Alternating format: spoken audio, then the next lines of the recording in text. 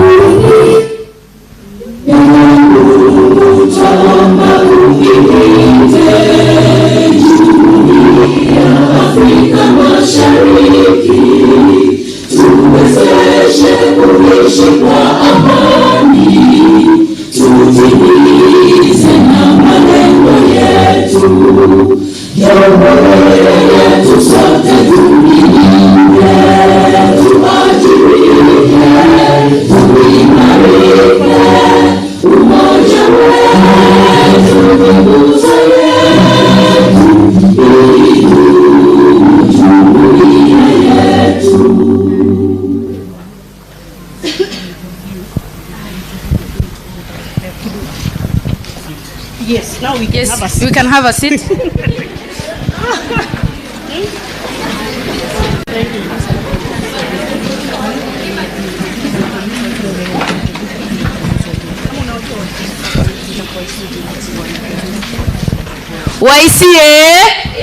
Waisia. Warembo Warembo ODM ODM mko na energy kidogo. Are you okay? Are you okay? So good morning everyone. My name is Juliet Osundwa. I'll be your MC today. We are here to launch the Young Captains Initiative that is a wing under the ODM Women League, and we are very very happy you are here. So karibuni sana sana sana. Warembo We have 3 hashtags, ndio? Ya kwanza Young Captains, ya pili ODM Women League, ya tatu So keep tweeting, retweeting and pushing the hashtag. Karibu sana. Someone is saying at SG na Sifuna. Seriously, seriously, we said the hashtags are Young Captains, alafu ya pili ODM Women League, ya tatu YC na Sifuna. And na, so that it doesn't look like YCN, none is small, sindio? Small letters, S, of course, jina mtu capital, sindio? Sasa msituangushe. We have our chief guest, mmemwona? Pia ni comrade. Comrade power. Comrade power. Hata mwenye amekaa kando yake on the left side pia ni comrade. Tulisema the UON. Comrade power. Comrade power. Hata mwenye amekaa on the left side, Madam President. Pia ni comrade power. Comrade power. Tuko na youth director Mr. Muzungu. Comrade power. Comrade power. Sasa comrades are here all over everywhere, and a comrade is right, and a comrade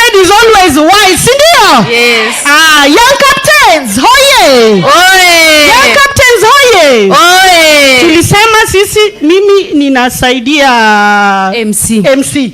So mimi ni deputy MC. Sindio? MC, take charge. Continue. So young captains power. So we want to welcome our mother, Madam Senator Honorable Beth Siengo, who is here with us to have the opening remarks. Karibu sana, Madam. Hiyo haijatosha.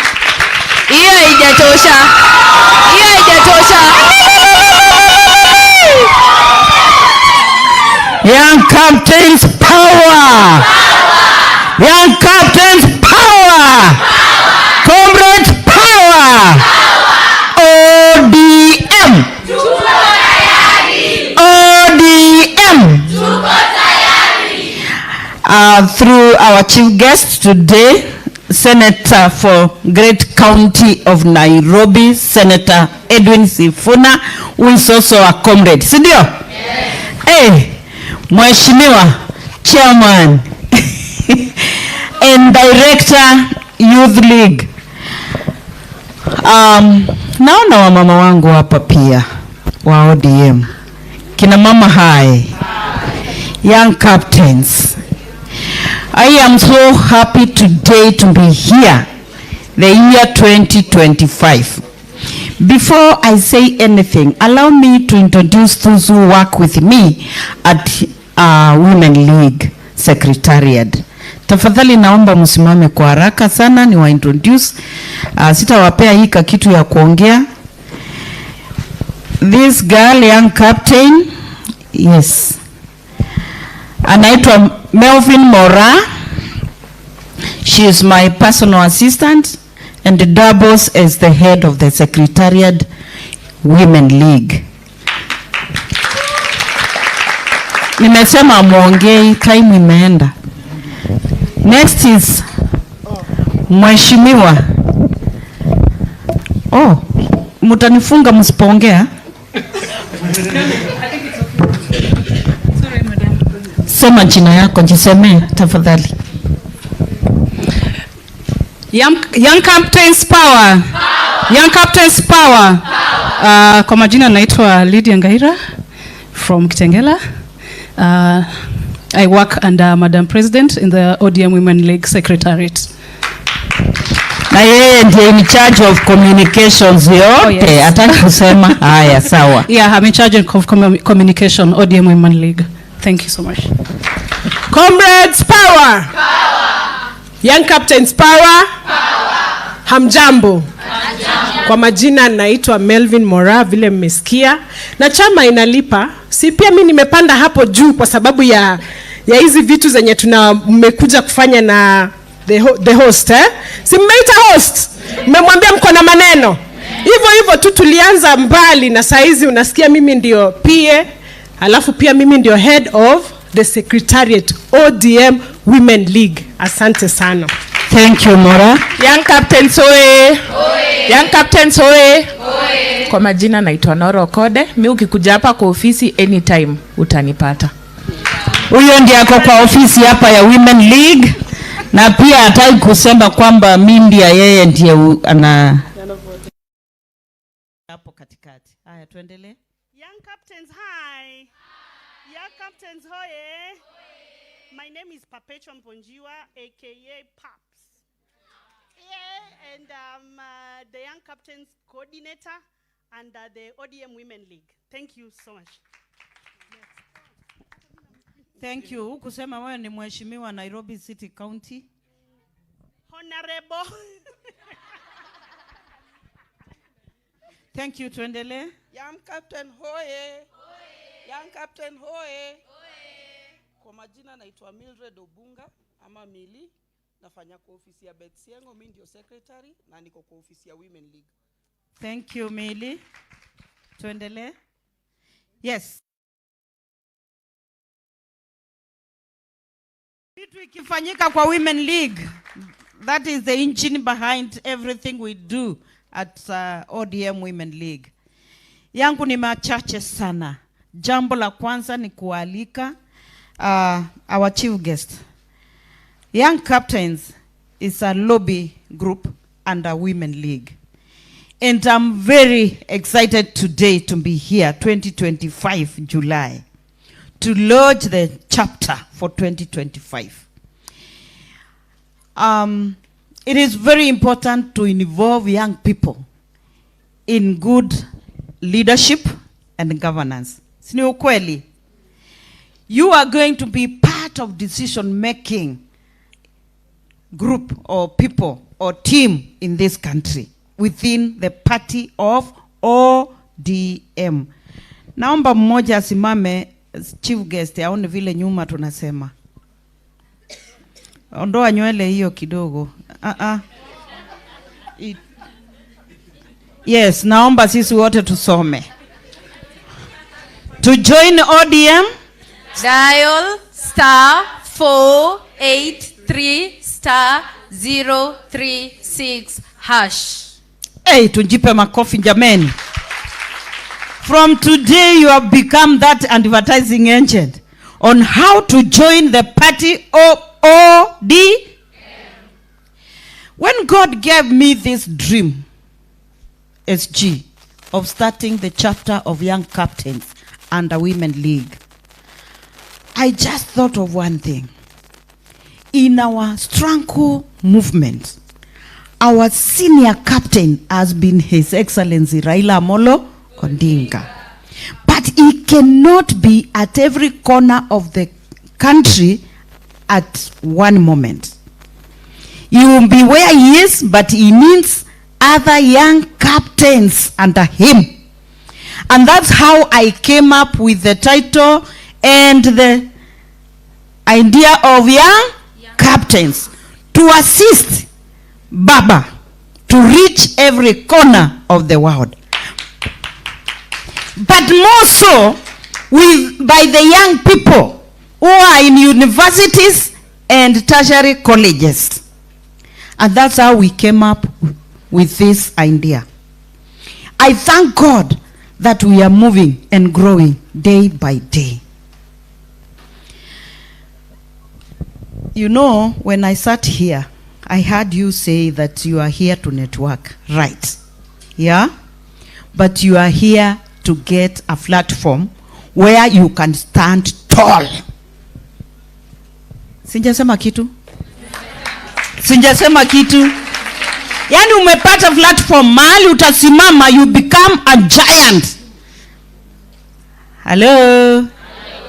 And so I'm so happy that as a mother, I have young people to mentor, to work with, and to get chance for you to participate actively in party politics and in political processes. Sawa sawa. For me, I'm just a bridge. I bring you on board. I hand you over. Chairman, I'm handing over these leaders to you. SG, I'm handing over these leaders to you. As a mother, my work is only to give birth and I give birth and tuseme kwa nguvu, I give birth and that's all. Kwa hivyo ndiko hapa mimi nimewazaa nyinyi wote na wapeana. Na kesho nitaendelea kuzaa tena. Interestingly enough, I don't do family planning. Sawa sawa. Mimi sifanyi family planning. Lazima niendelee kuzaa na kuzaa na kuzaa within the party of ODM. Today I'm very proud because I'm handing you over to a very able leader, our SG. He has been our patron in the Women League and he works with women. Mpaka siku moja akaitwa SG ya wamama. Sindio? The E for she is ni SG wa mama. Sasa mimi leo watoto wangu na handova in very safe hands. I know. Thank you very much. I welcome you to the party and continue please giving birth. But what I really want to ask of you, usifaa hiyo t-shirt leo na wende uketi. wewe tunakutuma kazi. Sawa sawa. I want to hear, Alionya, there was a girl who spoke to me. Kavita, where are you? Kavita, I would want to hear those messages coming from you direct to our SG, because he is here to take over what I've given birth to. Sawa sawa. So I don't want to say much, but I want you to say it yourself as I sit here and listen. Kavita, the request you meant to me, I'm taking it up. And I know when I bring it on the floor of the House, the senator for Nairobi will be there to support it. Sawa sawa. Si tunajua hiyo maneno itafanyika. Basi mimi ninawashukuru sana kuja Orange House leo. Tukue sasa bigger movement, we continue growing, and SG, as you will know, these are from different universities. Okay? And where they are going, because they are the leadership, we just picked the leadership. They are going back to their institutions and they are going to do serious recruitment to this big movement. Do you promise me that? Yes. That you are going back and you are going to recruit more and more? Yes. And we become the real young captains movement? Yes. We don't want to hear Gen Z saying that they are leaderless, they are partyless. Where will you go when you have no leader and one is seated in front of you here? Sindio? Yes. But I don't want to speak for you. I know you are ready to say it, and say it clearly. Our young children, our young people need direction from parents, from leaders. Sindio? Yeah, you don't get isolated and then you see. So it is important that you belong to this movement of ODM Women League chapter of young captains. So we work together and we'll make our country safe and secure for you and for generations to come. God bless you and I love you very much. Young captains, Young Captains 2025. Mnasikia aje? Mnasikia aje? Na mmesikia mama amesema yeye atumii family planning. Kwa hivyo anataka nini? Anataka watoto wengi, si ndio? Young Captains, Young Captains, ODM, ODM. So I would like to give this chance to two young captains so that they can comment on what our mother has said. And at this juncture, I want to welcome Mrs. Chacha. Chacha and KG. So after Chacha, KG.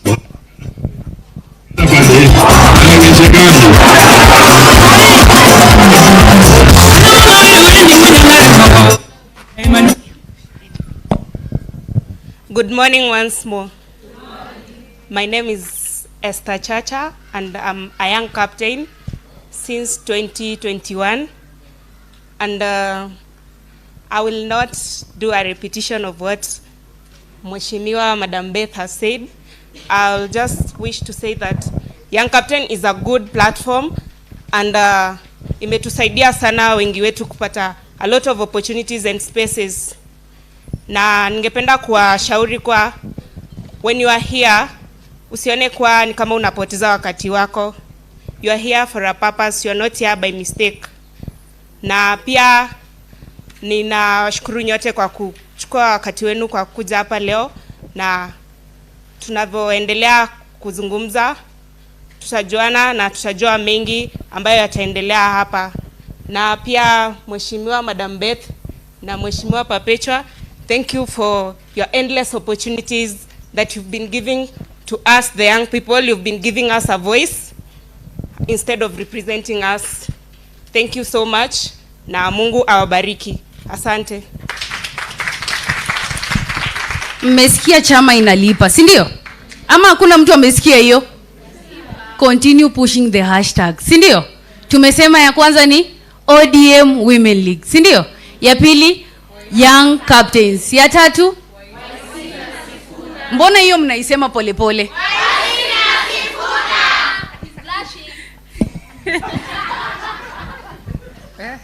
Warembo hai. Warembo power. Baridi ni mingi. Oh yeah. SG power. SG. You know, comrades power is the second after God's power. Si ni kweli? Sasa mimi bwana SG akiniachia yenu ya chai itakuwa mbaya? Do you doubt me? SG transaction. SG transaction. Si aniweke kwanza ndio tuendelee ama? Si ni party ya kusema na kutenda? SG 07. Na niwaambie, si ndio? Si warembo lazima wakunywe chai? Ama juni weekend mnataka tulewe hadi tubebwe? You are good girls. Don't be bad like me, si ndio? SG amesema ananiandikia check. Amesema nimuone kando. But msinipige mawe. SG is a good man, si ndio? We are happy to be here. We've been told SG is a he for she. Si ni kweli? Now, because my predecessor has talked much about thank you, mimi ni waku lament. Me, I don't thank much. So I take this platform to air out our views. Because my friend Kavita has not been given the chance to talk, and we come from the same university. Ours was to talk about the accommodation fee and the school fees. Ni kama hawataki brains, matured brains hapa nje, si ni kweli? But SG is here to fight for us, and our mother, si ndio? Amesema ye kazi ni kuzaa. But my worry is tukizaliwa wengi and the accommodation fee up there iko juu. Ni kweli tutasoma? Aya, accommodation fee is very high. Inamaanisha will opt for living outside the school residence. That puts this girl child who is vulnerable to a very risk of femicide. We'll be talking about end femicide, but what are the causes? Accommodation fee kiwa high. Mimi nipate chalia ni accommodate, nitakata. Kesho tukikosana na yeye amwe kunimada. See, that is femicide case. Let's talk about reality. Anyway, in the due process, let me acknowledge Brenda. Brenda, say hi to the comrades. Smama too. She's my pretty friend Brenda. Let me just acknowledge her. Sini kweli, we must be inclusive. Amaje Wahesh. So when they've said they're going to fight for the accommodation fee and school fees, situwapigie makofi. Another thing, we've been told party inalipa. Ama ni mimi nilisikia zangu? I'm not money oriented. Si hata nyinyi mmesikia. A comrade must survive. So lazima you work for the party. Si ni kweli? To whoever much is given.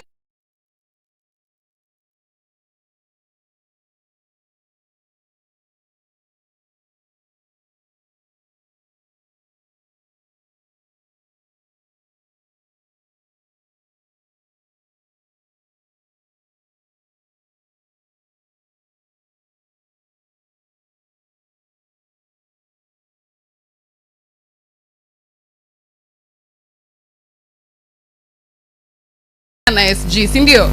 We cannot say we are leaderless, we are partyless, but at the end of the day, we need direction.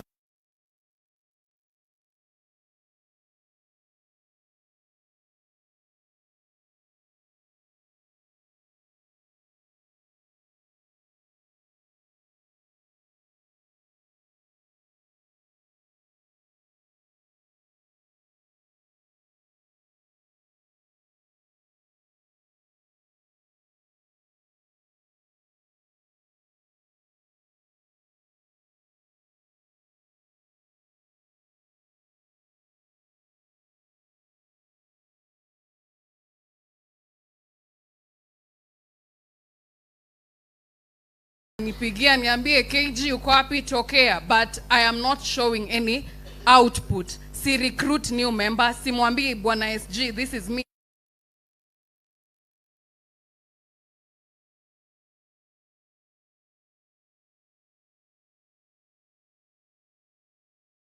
But at the end of the day, what I want to tell you, the policy that will be made in the house will affect you in one way or another. Right now, wakisema pads ni 100, utakata mattress utumie, si ndio? You'll have to go and buy that pad. Kweli urongo? But at the end of the day, you'll go home and say, I'm not interested in politics, not knowing this policy that was made, it has affected you. Sini kweli? Yeah, so as we sit down here and network, open up your minds. And my request to our SG and our mother who has just incorporated this idea, when we talk about this, let's not leave our girls behind. Isikuwe tu mimi nilikuja na siku supportiwa. When it comes to opportunities, unasikia tu ni Kimberly alipewa, ni fulani alipewa, mbona we usipatiwe? Si ni kweli? But then usikae tu kungoja kupatiwa, belong somewhere. Simama, chukua mic, sema chenye unasema. It might not make sense to everyone, but to someone it will. Si ndio? Nimeongea mingi? Tunaboeka? Niendelee kuinject? Oh, mnapenda dosage injections. Aya, so our SG here, as we continue this forum and our madam, when opportunities come, kindly muna to include, na sisi pia tukifika hapo, we don't disappoint you, we shine. Si unaona mimi mmenipea platform, nimeshine sija shine? Wacha tusikie, nimeshine sija shine? Umeshine. Umeshine. Si mmeona wameconfirm?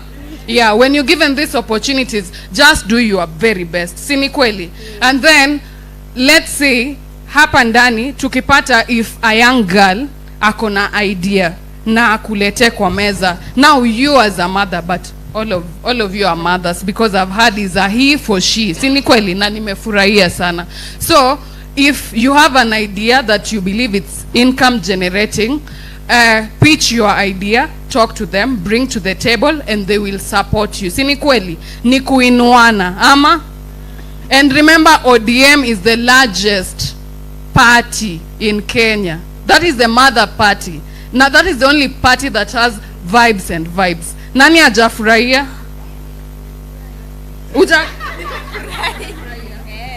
Yeah, so keep the buzz high, keep networking, and I wish you the very best. Let this day be as beautiful as all of us. Sini ukweli? Niliona Letisha alisema mkuje kama mmepaka makeup. Naona mnafanya na confuse my gender, guys. That's so bad. But anyway, you look beautiful. Thank you so much. Please remember to network. Ni sawa? Thank you. Good time. Sema wisdom. Sema wisdom. Mtu mwenye hajasikia kitu ya maana hapo, sijui yako na shida ya masikio ama shida yake ni gani. So our youth president is here with us, Mr. Mark Ketora. Warembo mnalala ama ni baridi? Tulieni tu hivyo. Hii baridi siwaangaishe, sawa? So thank you very much. Mimi ni mhubiri, ndio nasikia sauti inaendanga hivyo, si ndio? Mimi nikikaa hapa na he for she, our SG tunamuita super senator Edwin Sifuna. Si mnamuona? Amesema nasikia baridi. Kwa hivyo anataka asimame mchangamshe apate joto. Si ndio? Nimpe nafasi. Tuchangamke pamoja. Hata kama ni kuanguka nayo. Hata mimi mama yenu najaribu kuanguka nayo. Asante sana. Young captains hoye. Warembo hoye. Kwanza leo ni saa 2. Sasa jamaa wanapiga story mingi sana hapa. Nimesema wanipe tu hii mic tufunge hii program mapema, si ndio? Mimi ndio Sifuna. Mimi ndio Sifuna, si ndio? Nikiwa SG, katiba ya chama inasema mimi ndio head of the secretariat mahali tumekaa hapa. Kwa hivyo nataka nichukue fursa hii niwakaribishe rasmi hapa Chungwa House. Unaona vile inakaa, kuna maproject bado najaribu kufanya. Hata hii nyumba tumepitisha juzi, tunataka tujenge makao makuu ambayo yanatoshana na chama kikubwa cha ODM. Hapa chini tulikuanga na nyasi, lakini sasa juu ya hii tent naona nyasi imeenda. So inatakana tufanye kitu hapa, si ndio? So mine is to welcome you here, and because we are here on very auspicious day. We have lost one of the pioneer women leaders in this country, anaitwa Caesar, not Caesar, Phoebe Asio. I said Caesar because Caesar is the son and is my friend for a long time. So I wanted us to just stand up for 1 minute to observe a minute of silence in honor of this pioneering woman leader, Phoebe Asio, so that her soul may rest in eternal peace.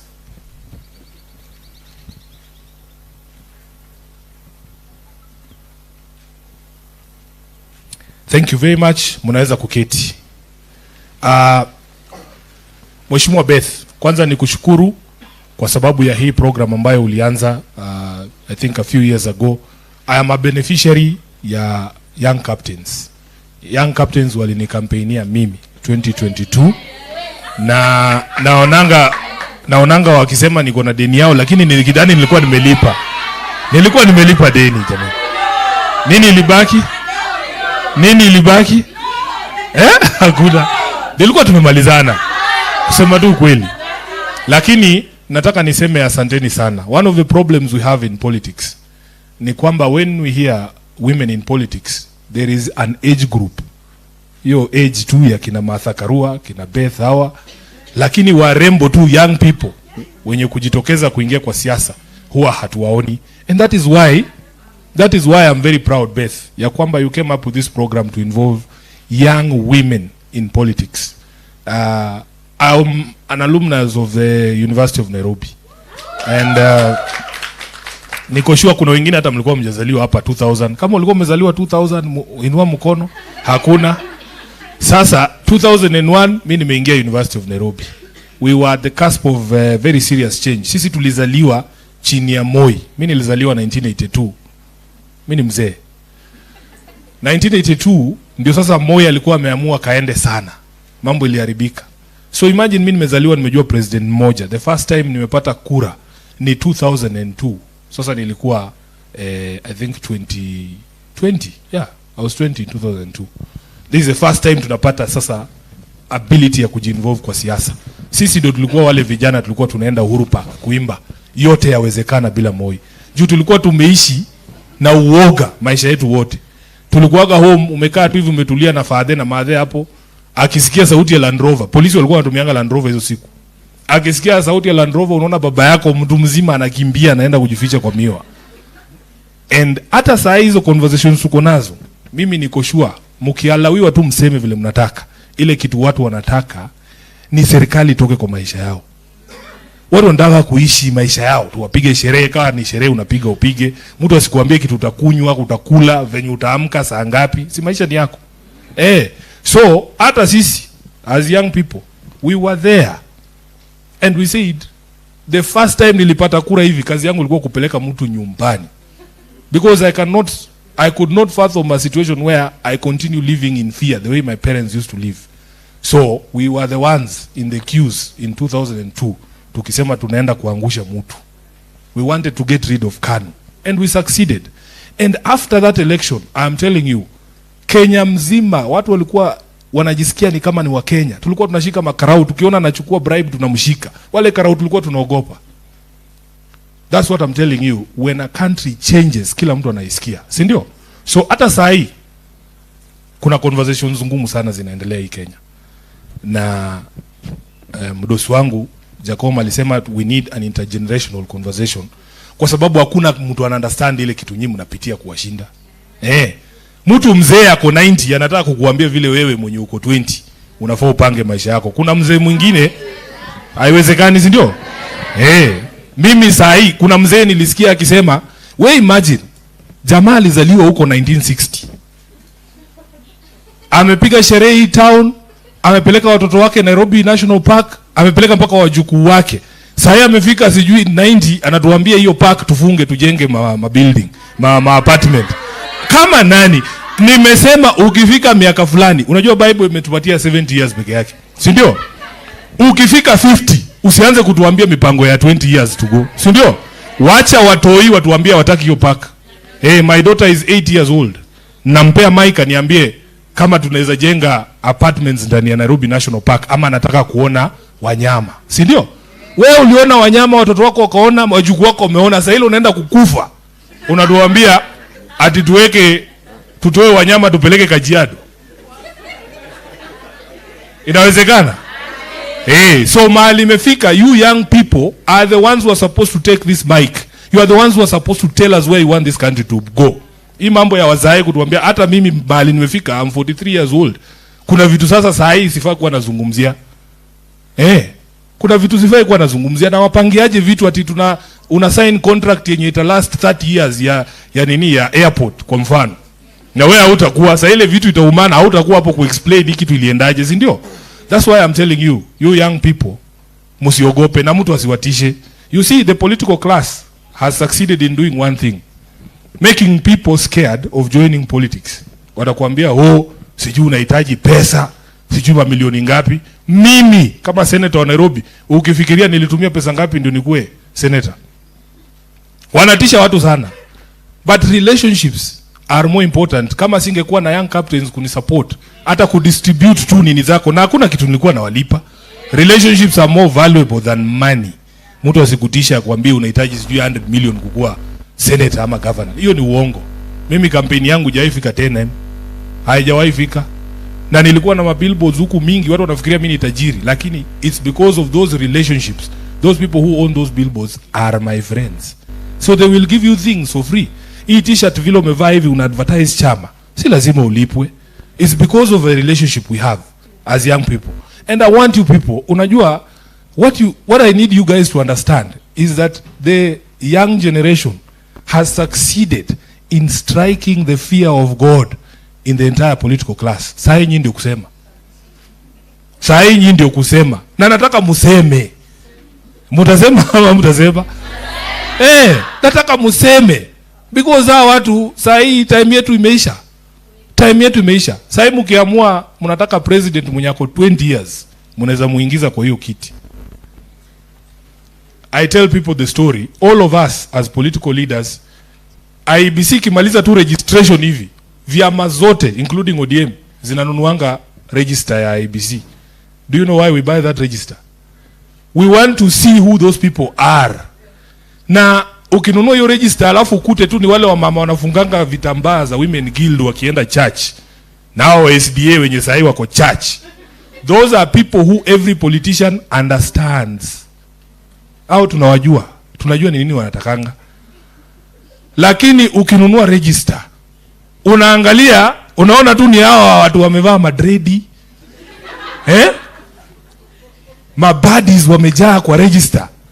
Hapo kila mtu anaingia baridi, because these people don't understand you. They don't know you. They don't know what you're about. Hawajui vile watakuingiza box. Every generation iko na struggle yake. Sisi tulifight yetu. Unajua kuna wajinga nasikianga wanatuambia, atukikuja maandamano tunataka ukuje na mtoto wako. My daughter is 8 years old. Sikuji na lakini nitakuwa hapo mimi mwenyewe. It is my fight now. She will have things to fight over her generation. When our fathers were fighting for multi-party democracy, I was 12 years. There's no way I was going to maandamano. But can you imagine, the most saddening thing is that we are still fighting for the same things zenye baba zetu walikuwa na fight for. It is the most annoying thing. Every generation should be released to find their own causes. We can't be fighting for the same things that we fought over. Ati ukiongea unashikwa. What sort of rubbish is that?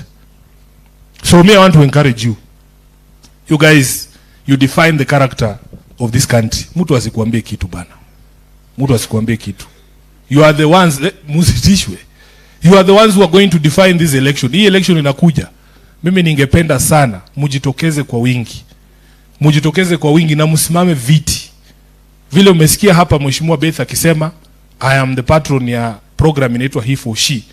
We decided here in ODM that the women agenda will only succeed if it's supported by men, because men have been the biggest impediment for the success of women.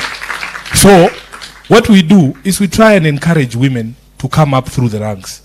Last time we were very fortunate, Beth, tukapata sponsorship ya Westminster Foundation. I have a friend in London, she's called Adele, very good friend of mine. She gave us support. You see, there are obstacles that have been put in the place of young people to be able to join politics, to ascend to power. Hata registration fees tu ya hapa unaambiwa useme 100,000 ulipe, ilikuwa 150 ama pesa ngapi? 150 ndio uweze kuparticipate kwa elections. 20,000 ya life membership. Unakuta somebody might be actually be a good leader, a potential, lakini hana hiyo pesa. So Westminster Foundation ilitupatia pesa. Tulilipia all women aspirants in the constituencies kutoka kwa hiyo fund. Tuliwalipia hiyo pesa.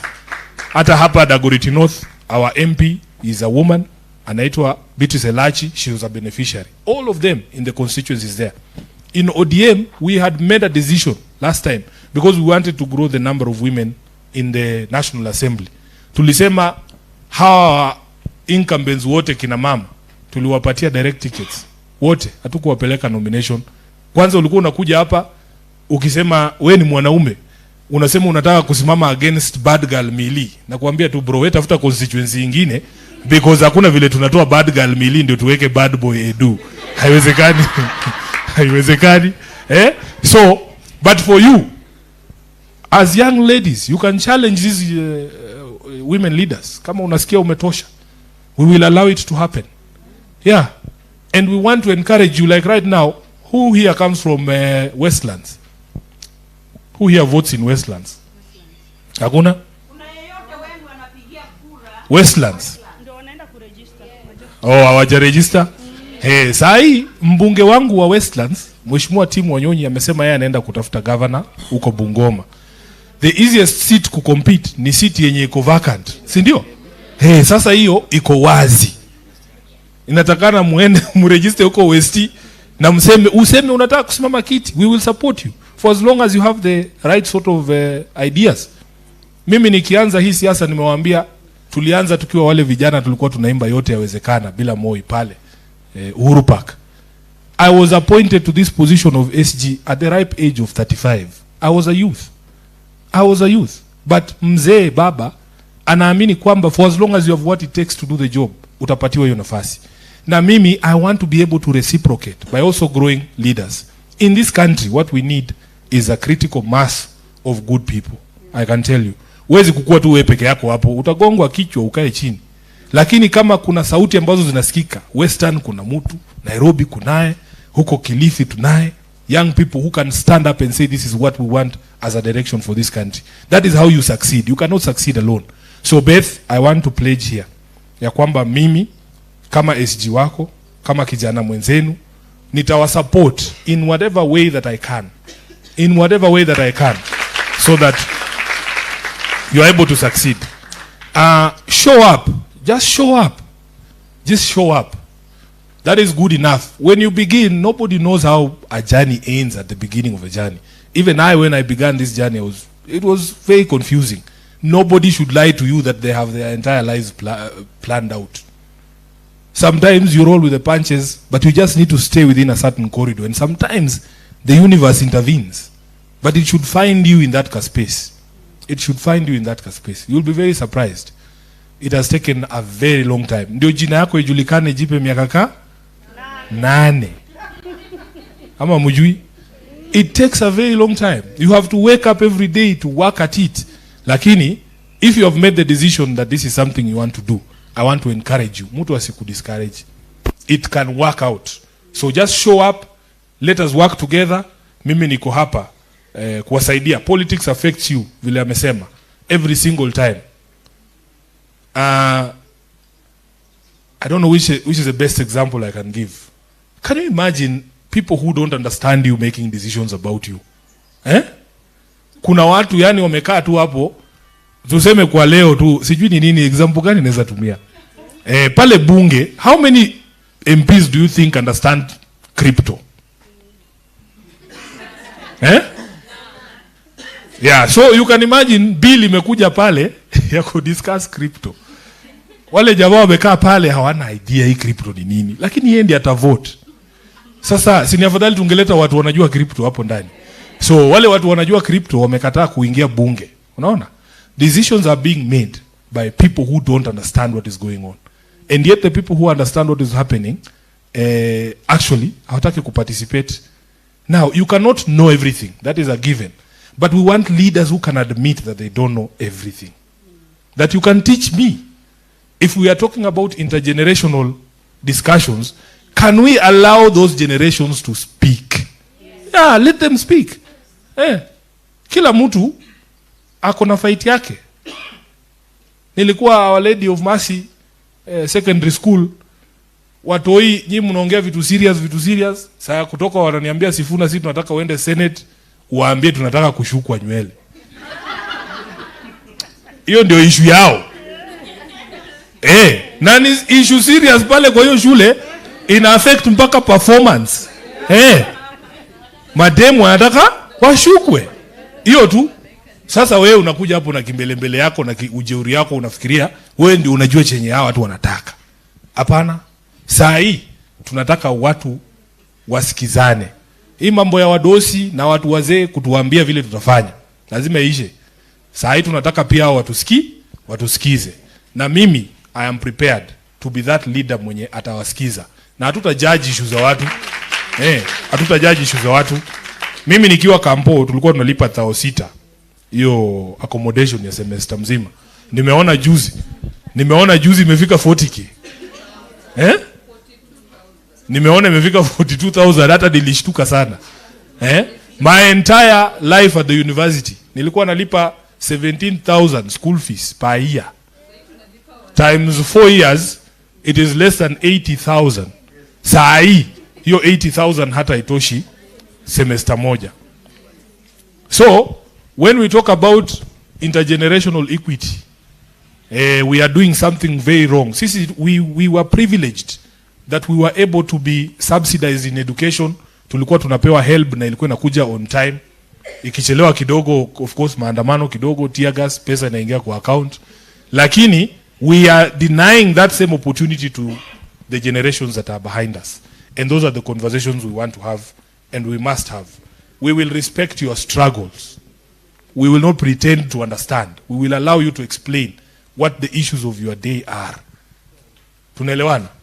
And I want you to find expression through these political parties. Political parties, I know many of you, I have had in the conversations on saying, oh, these political parties are the same. Political parties are not the same. And there are safety. There are safety because it's like a home. Mimi nikishikwa leo najua ODM mzima itakuja kunitoa. Sasa kina Beth watakuja nini? As opposed to you just being somewhere alone there. Unaongea, unakujua kwa nyumba yako, hata kuna mtu anajua umechukuliwa, unaenda. So please let us find a way to join these political parties, find expression in these political parties, take over these political parties as young people, because these political parties belong to you. Do you know ODM is a publicly funded political party? Your taxes helped us to buy this place. This headquarters is run by taxpayer money. So it is your property. It is your property. Why would you say you don't want to join political parties and you're the ones funding them? Join them and take them over. Take them over. So I am very pleased this morning to be with you. Na nataka niwa encourage ya kwamba ukianza kitu yote na kaanga, the beginning is usually very difficult.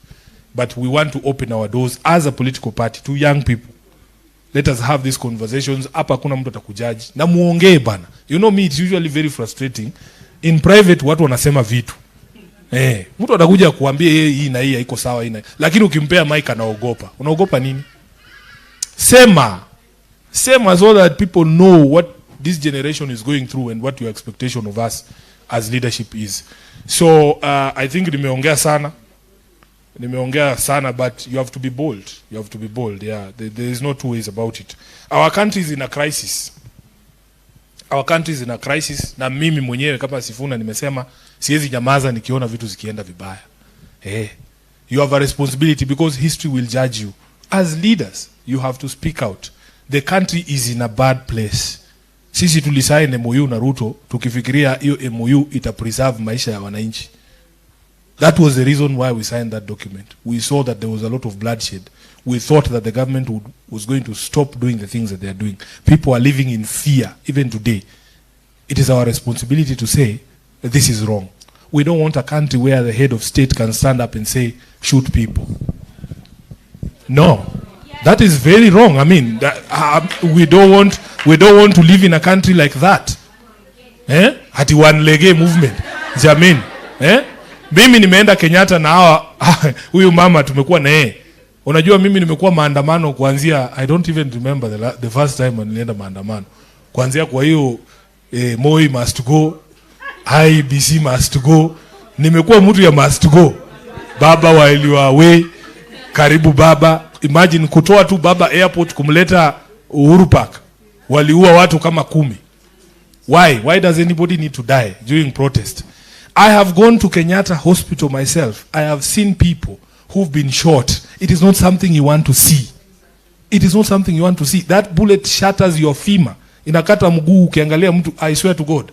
If you are a leader and that is what you want for your countrymen, there is something extremely wrong with you. And this constitution ilikuja na shida bana. Ilikuja na shida. Mimi I would rank freedom over anything else. Hata kama ni kuacha kutujengea barabara. Can I be free to speak, to walk, to meet with other people, to share ideas with other people, to go to school, to learn, to get a job, to live my own life vile mimi nilikuwa nimeipanga.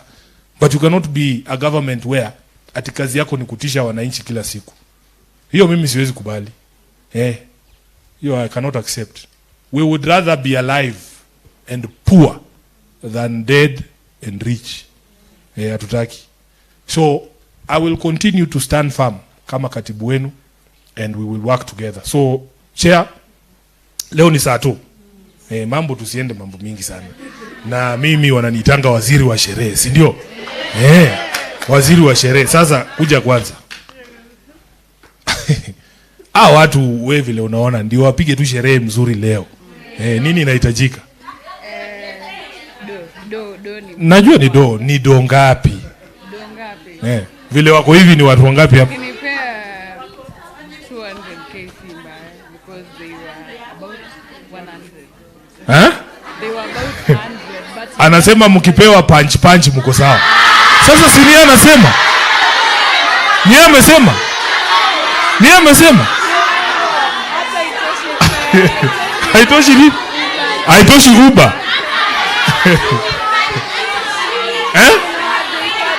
Ati haitoshi vya kwani ulitoka Ruaka? Simesema ni wewe. Simesema ni wewe na.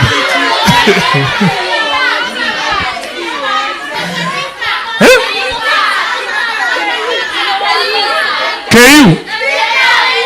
Fika sini 30. Kwa fika ilikuwa 30. So kuna viongozi hapa nataka tu wawasalimie, but most importantly we want to listen to you. After what I have told you, do you people have things to say? Do you have things to say? Now somebody spoke about platform. I can tell you from experience, ODM party is the biggest political platform there is. And as SG of ODM, it is the biggest political platform anywhere in East and Central Africa. Naweza kuambia ukweli. Right now we are live. Everybody in the country is watching us. Do you have things to say, you people? Ebu nione by a show of hands, people who have things to say. There are only 3. You guys have things to say. You should say them when the leadership is here. So I want to introduce to you 2 people, and then we will sit down. We will give you maybe another 30 minutes to tell us things, to speak to the country. If you have questions to ask about me, about the party, about the leadership of the party, about where we stand, about the plans for the party, we will be more than welcome to say. So Musungu, this gentleman here is called Benson Musungu. He is a coordinator for the youth leagues. We have the youth league, we have the women league, we have the ODM disability league, and he sits here to coordinate the activities. Let him say hi. Can I have the other mic, please? Thank you very much. 1 minute. A comrade's power. Young captain's power. Mko sawa? Get out and organize. Sawa sawa. If you can get something from this meeting is get out and organize. Whenever you get out, things happen. I remember 2012 to 2013. Hata sikuwa tuko tunajuana vizuri, but we could go out tutokelezea na ID with the kina Babu na Mamba, kina Charles, We go to Budalangi huko, tunaenda Bungoma, tunaenda kila mahali kutafuta ID, kuregister ID na nini. And that time Sifuna was around 30 years. And I was mid to 20s up. He was very, very young, you know. And that is what made him. Akasimama huko nini Kendui, akashikwa mkono hivi, lakini haikuweza. Kura haikutosha, si ndio? But immediately somebody knew Sifuna is somewhere, si ndio? He came here and he became senator. Na kura mingi lakini pia haikutosha. Lakini raundi yako wapi? I'll tell you, he's one of the most popular people right now, young people in this party that everybody is looking at and saying Sifuna anasema aje. Unaelewa? Kila mahali nikienda bana protect Sifuna. Sifuna ako sawa. Anaprotectiwa aje, si ndio? So keep it up, SG. Asante. And even me, I became to be known by ODM because of getting out. We were the people who agitated for NYC. I was 22 years. Na sisi tukaleta vijana karibu 1400 Harambee, tukafungia Kibaki na nikasoma hiyo mkataba on behalf of the young people. And that is where Raila saw me. Tukajuana na baba, namba ndio hiyo. Sisi ndio hao tukaleta vijana wote ODM, si ndio? Na tukapanga kazi.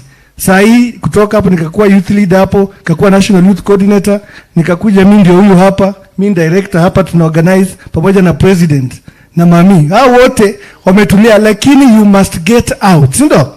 And you must belong somewhere. Hauwezi kuwa huko peke yako umesimama eti wewe ni leaderless. Come out. You should not be partyless. The vehicle to power is parties, si ndio? So tokeni tuungane hivi. Mtu akisema huyu ni mwenzetu wa young captains. Tunasimama naye, si ndio? So God bless him. Na ED alinituma hapa, siku anajua juu mkutano. Executive director is the one who called me and said I won't be around. Executive director is called Odoro Mwen.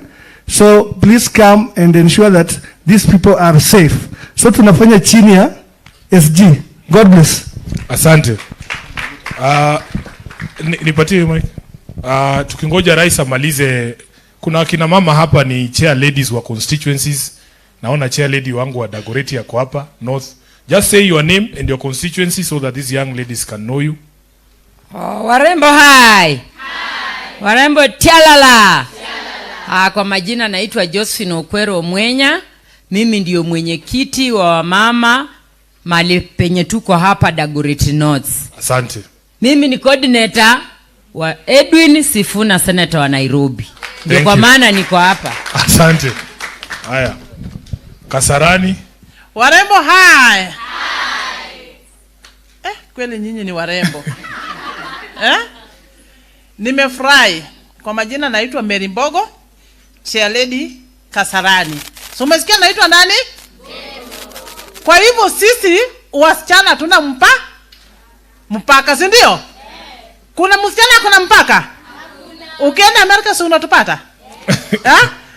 Sasa tukienda Bungoma tunapatikana huko? Warembo hai. Asante. Hapo nyuma. Captains hai. Comrades hoi. Aya, kwa majina mimi ni Okinyo, natoka Dagoretti South. Na wapenda na muendelee na hii kazi imeanza, si ndio? Asante. Warembo hai. Warembo tibim. Kwa majina naitwa Jackie Ouma, mimi ni coordinator wa Edwin Sifuna Kibra constituency. Thank you. Young captain, organize. Kwa majina naitwa Millicent Amilopesa, nafanya kwa ofisi ya senator. Thank you very much. Haya. Kuna kijana hapa anaitwa John Ketora Masai. Na amekuwa rais wa Youth League kwa miaka kadhaa, lakini saa hii tunataka aende bunge. Huyu atachukua nafasi ya John Mbadi. John Mbadi yeye ameenda kukuwa waziri, akawacha kiti hapo nominated. Tunachukua president wa Youth League aingie, si ndio? What does that tell you? It tells you that there is a vacancy for president of the ODM Youth League. Kuna mtu hapa anasikia kuwa rais? Alafu niwaambie, si ati president wa Youth League lazima akuwe mwanaume. Hakuna kitu kama hiyo. Even a young captain kama nyinyi, you can be the president of the entire Youth League. Youth ni youth, si ndio? Haya. Salimia hawa. Thank you SG. Warembo hai. Mukaje? Young captains, power. Power. Comrades, power. Power. Yes, my name is Honorable John Ketora. So ngoje uapishwe bana.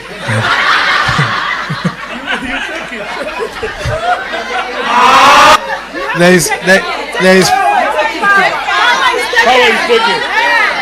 is power. There is power in a spoken word. SG, I want to really humbly thank you, because you have been a hallmark in establishing the youth movement within the ingrains of ODM party. You have really fostered cooperation between the structures, especially of the young people, and you have given us enough space. You have advocated for us to have resources whenever we need them, although it has been always limited. But that has always, the one that has come to the party, the Youth League has always gotten its rightful share. Allow me to ingratiate this congregation by perfecting some wisdom. Kiingereza kubwa. Pole basi. So Martin Luther King Jr. said in a statement,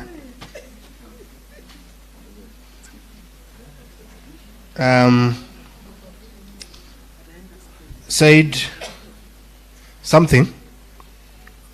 If a man is called to be a street sweeper, he should sweep streets even as Michelangelo painted, or Beethoven composed music, or Shakespeare wrote poetry. He should sweep streets so well that all the host of heaven and earth will pause to say, here lived a great street sweeper who did his job well. Martin Luther King. So what I'm telling you in this statement, you know, to be a street sweeper is one of the mounted job that very few people, especially comrades like you, who are taking serious courses like architecture, law, and many others, that will not want to have such a job. But we are not, this is not just the literal part of it, the literature part of it, the literal meaning part of it.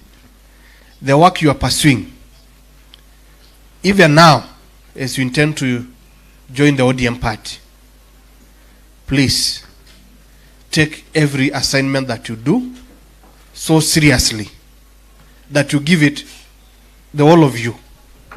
And by doing so, you will be recognized. By doing so, you will be identified. By doing so, you shall be appreciated. Thank you. SG sijamaliza, nimeanza tu. Leo ni saa toke tu. Ngoja na kumbuke leo ni saa tu. Okay. Na ikambi ndio haya. Ya mwisho, part of wisdom. You know now, SG siku hizi tuko na comrades chapter within the league. And comrades derives through wisdom. So the other wisdom that I want to share besides this, Billy Graham one time described Dr. Estin, the great physicist, that the physicist one time got confused while traveling. And he kept checking his ticket, looking for his ticket throughout the train. And the conductor asked him, Daktari, tunakujua. Nini unatafuta? So the Daktari said, it is not me not knowing myself, but it is me not knowing where I'm going. Anajijua, lakini ajua anaenda wapi. Ameingia tu kwa train anaenda. So in this train of life, young guys, lazima tujijue, but kujijua haitoshi. Lazima pia we must also know our purpose.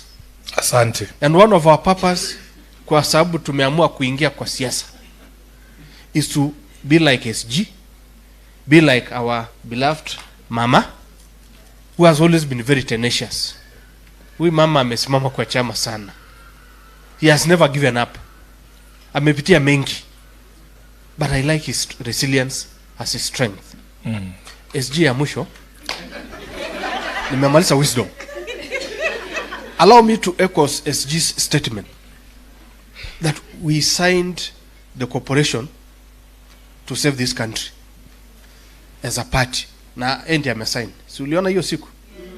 Akisign. Akicheka na president.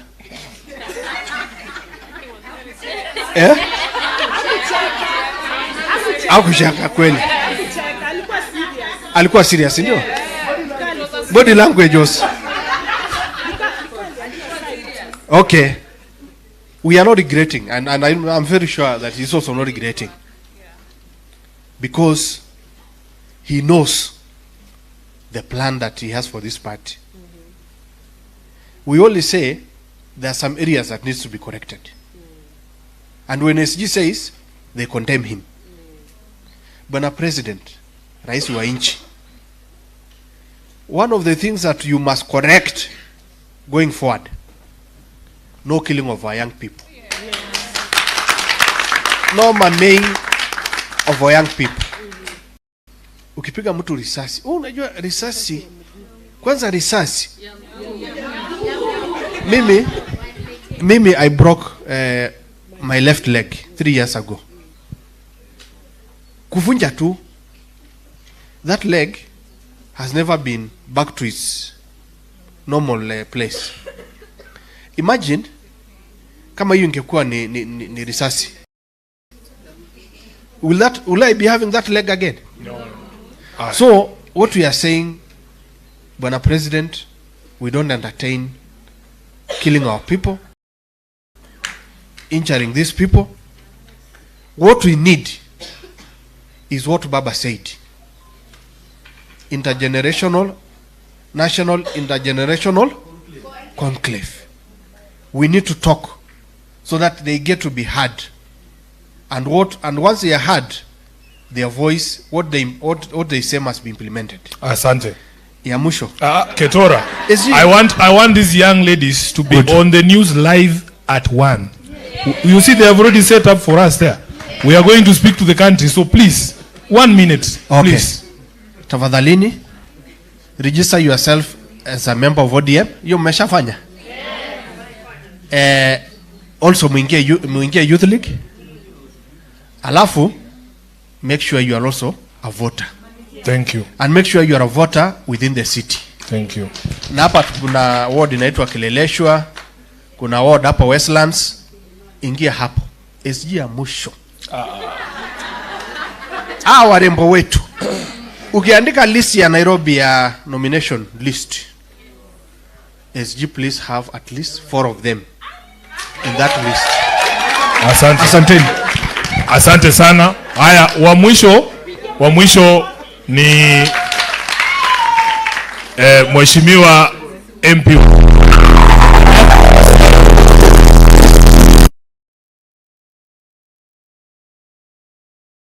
Comrades power. Comrades ria. Thank you, Katibu Mkuu. Asante sana kwa hii nafasi. Kwa majina mimi naitwa Mheshimiwa Moses Ogeto, chairperson wa ODM the Great North Constituency na MCA wa Kilimani 2013. Huyu alituwekea lami pale nini? Oyster Bay. Kwa sherehe, okay. Simpigie makofi bana. The way me myself I was a comrade in 2010, I graduated in 2014. I became an MCA at the age of, I was the youngest MCA in Kenya, courtesy of the party ODM. So it's possible. You know, comrades, you know, we have our rules. Rule number 1, a comrade is always right. Rule number 2, a comrade will never be wrong. Rule number 3 is refer to 1. Rule number 1, all 2 above, right? Now you are in the right party. Comrades here.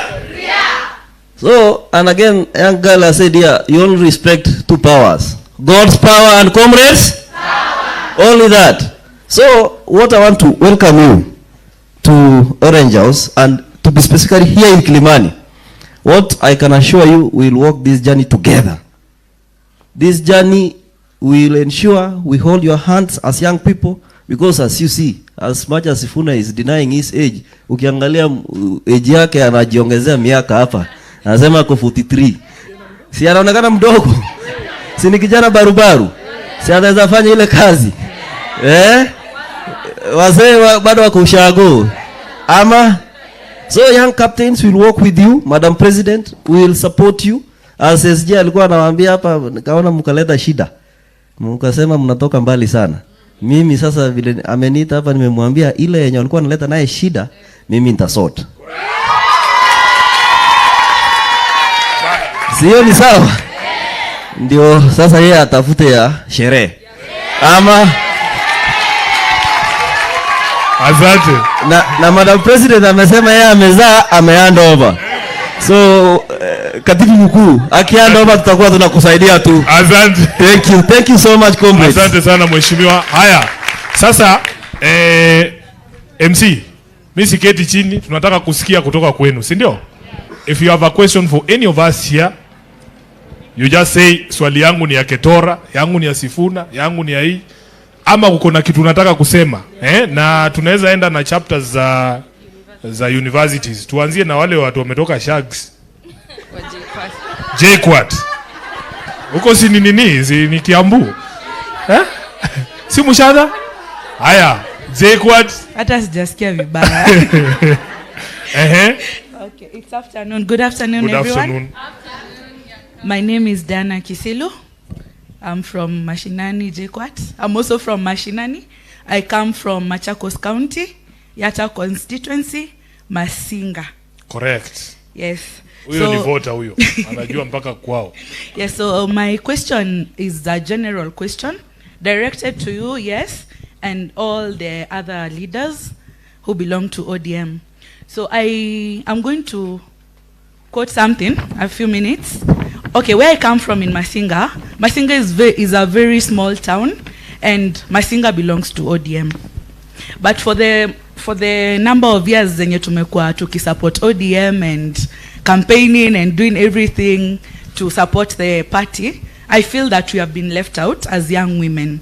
So my question is, what is the ODM or the Office of the Secretary General planning to implement so that we can empower these mashinani young women wenye wako pale chini and they want to be involved in the political space na wanataka pia kukua empowered? What is the plan that you're planning to implement for the coming elections na for the future? That is my question. Sijui unanikumbuka? We were supposed to be doing a panel, but because of time, I'll just do a one. Nimesahau wengine. Mimi ndo SG Young Captains. Sipole basi. What role can the Young Captains lobby group and leadership? Sisi kama Young Captains, una expect tufanye nini ndio to promote youth empowerment? Sisi wote ni mayang na sisi ni majenzi. Lakini si wote tukitoka hapa tumamua sisi ni OD.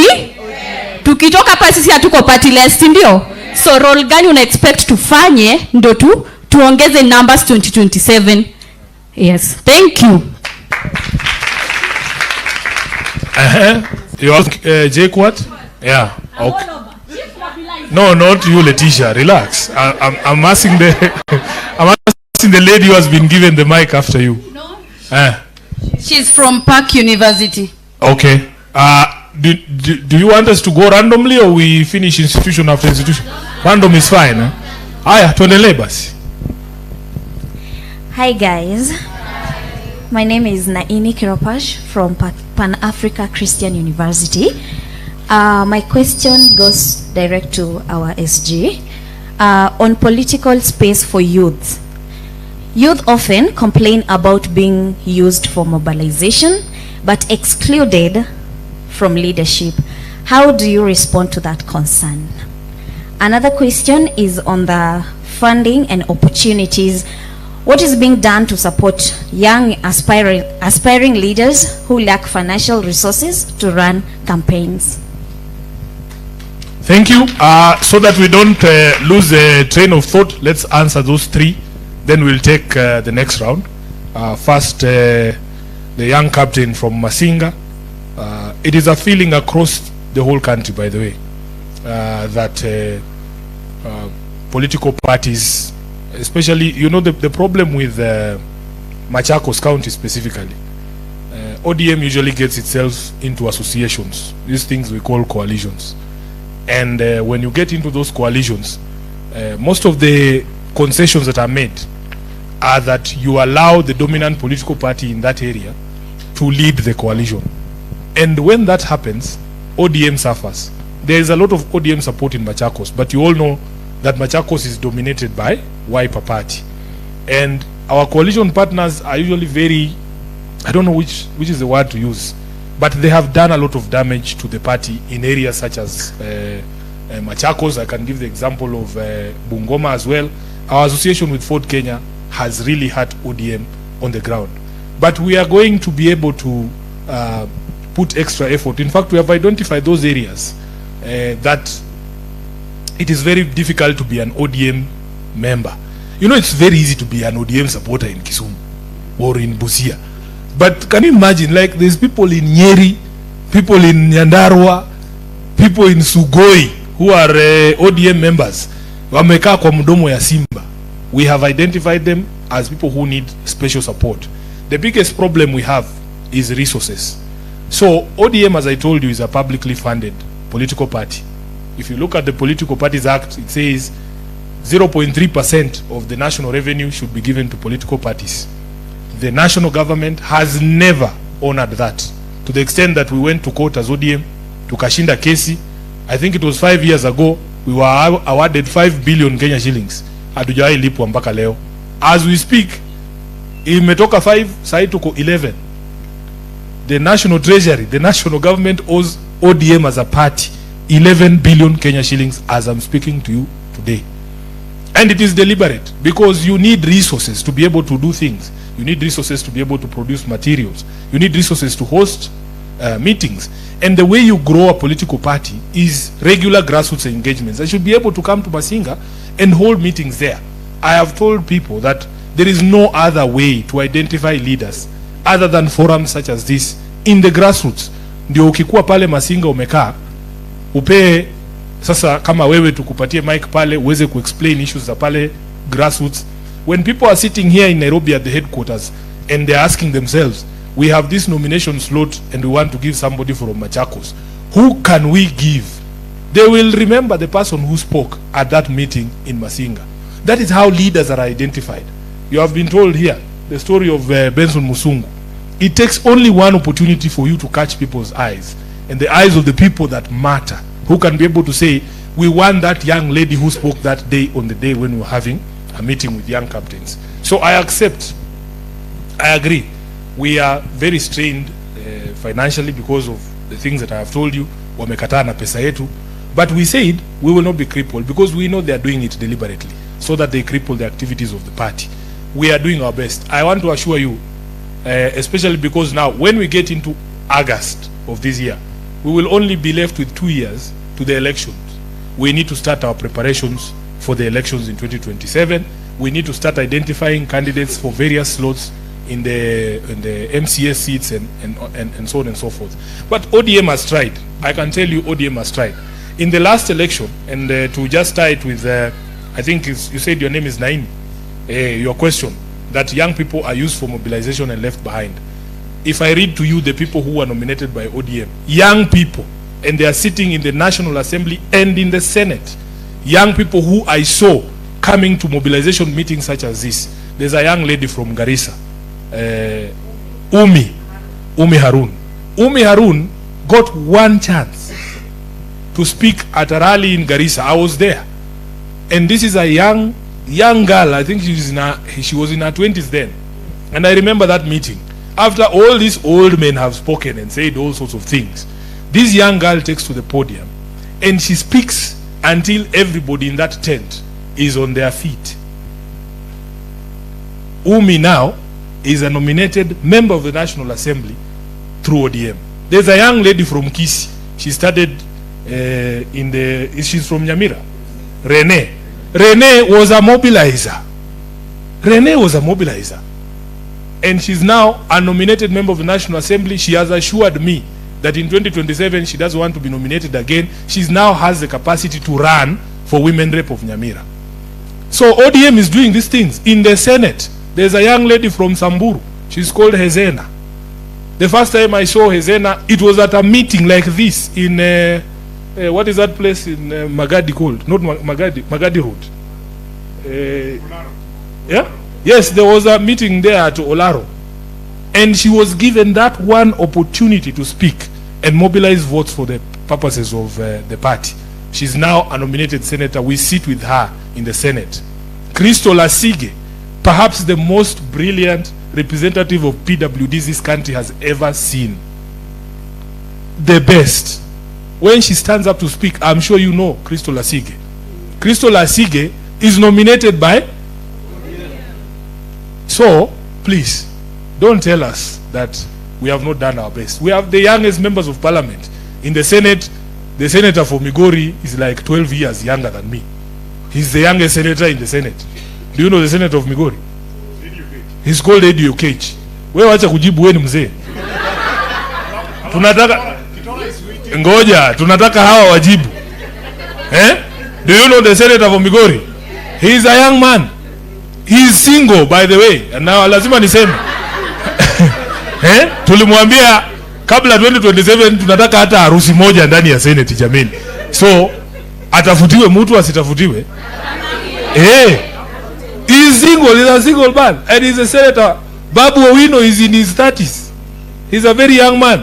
The MP for Saboti, tunamuitanga last born, Caleb Amisi. Hajafika hata 35 huyo mtu. I'm telling you. So, I look at these political parties. Hata huyo hapa ID yake bado inanuka ofisi ya chief. A very young boy. Lakini yeye ndio mwenyekiti, na in terms of mobilization hapa Nairobi, wewe mtu mnamuona tu hivi. Mnamuona hivi. Hayuko single wewe. Uko single?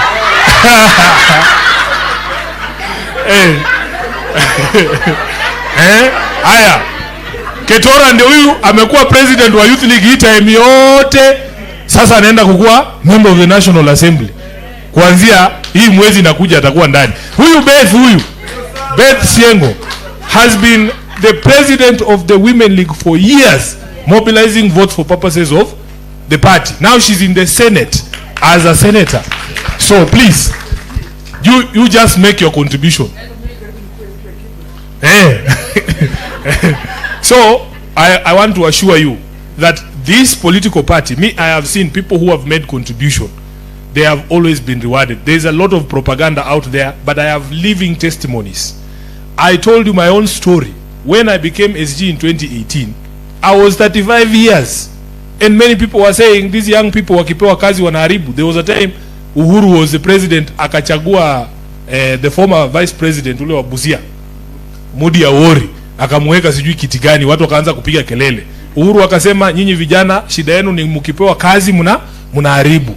When I was sworn in as SG of ODM, I said I will do this job in such a way that hata nikimaliza term yangu wakileta kijana mwingine watu wasiseme ati vijana wanaharibu kazi.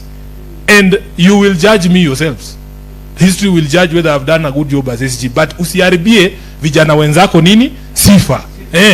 So when you are there, just know that the whole world is judging your entire generation from the behavior of one person.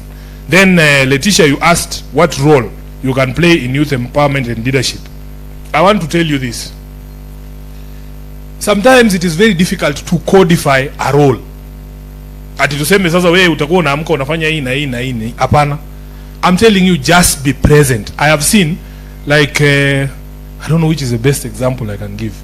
When we're having party events, you know, don't be embarrassed or scared or I don't know which is the word to use, to start from the very bottom. I can tell you, just to be in that space can open doors that you never imagined. I remember when I started looking for Raila, I had just been admitted as an advocate. I'm a lawyer. So we said we want to be lawyers for the party for free. And when you are a lawyer for ODM, especially when ODM was ODM, there is a lot of work. Kazi yangu ilikuwa kutoa watu kotini na cash bail. Unaona hii kazi babu anafanya saa hii? Hey, that was me like 10 years ago. Watu wetu walikuwa wanashikwa kila siku. Unaambiwa Sifuna, leo uko Limuru, kuna vijana 10 huko. Kesho uko Machakos Law Court. Namna hiyo tu. You contribute in the way that you can, using your skills that you have. Just make yourself available. When Beth calls you, or if we ask here now, we want help drafting something, are there legal students or lawyers that can help us do this? Hata kubeba tu briefcase ya Millie Odhiambo. Wewe unaona ni kitu mbaya? Mimi tu kuna siku nilikuanga kazi yangu ni kubeba tu briefcase ya Orengo. Wewe unajua bana venye unasikia uko hapo kwa news pia wewe unafanya tu hivi kichwa. I'm telling you the truth. Ile time ati tulikuwa tunafanya kesi ya Weta. Sasa ile Weta alikuwa anatolewa kwa voters register. Wewe kazi yako tu ni kuandikia nini hapo Orengo notes unamtumia. Do you know how you feel? It's a privilege. Kabla ufike pale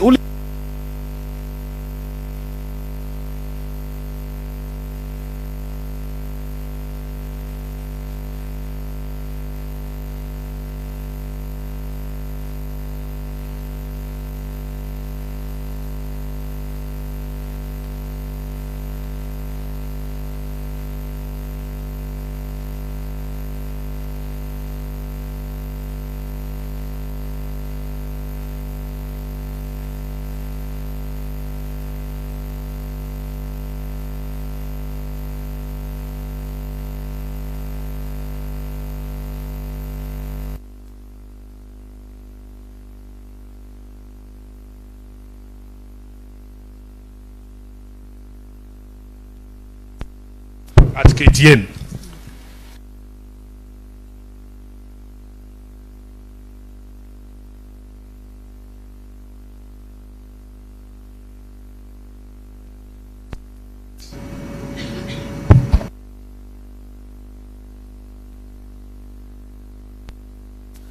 We have a panel discussion.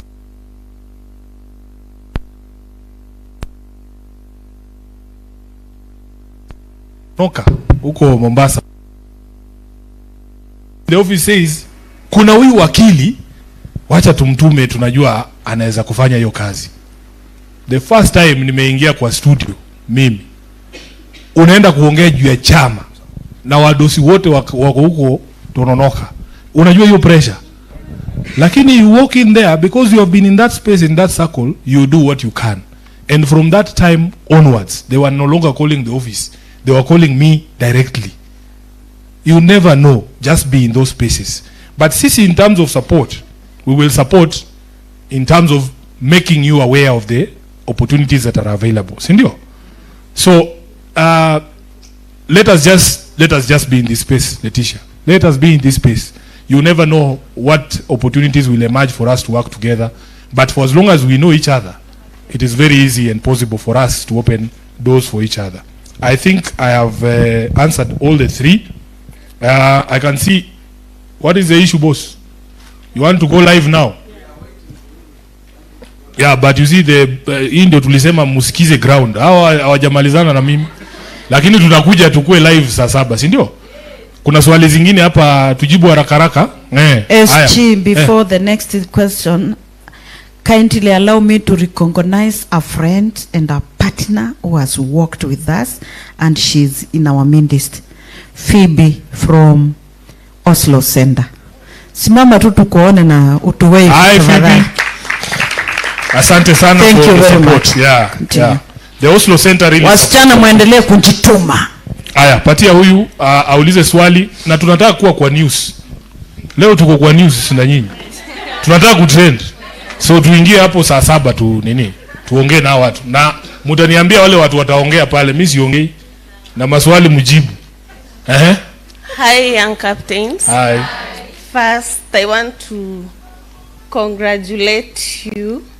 Yesterday we had an event at Karen KCB Leadership Center, and you were awarded as the best performing senator countrywide. Oh, thank you. I saw the message, yes. Asante sana. But unfortunately, I didn't see you. You are not there. But I've seen you. Yes. Oh, ilikuwa Friday, jameni.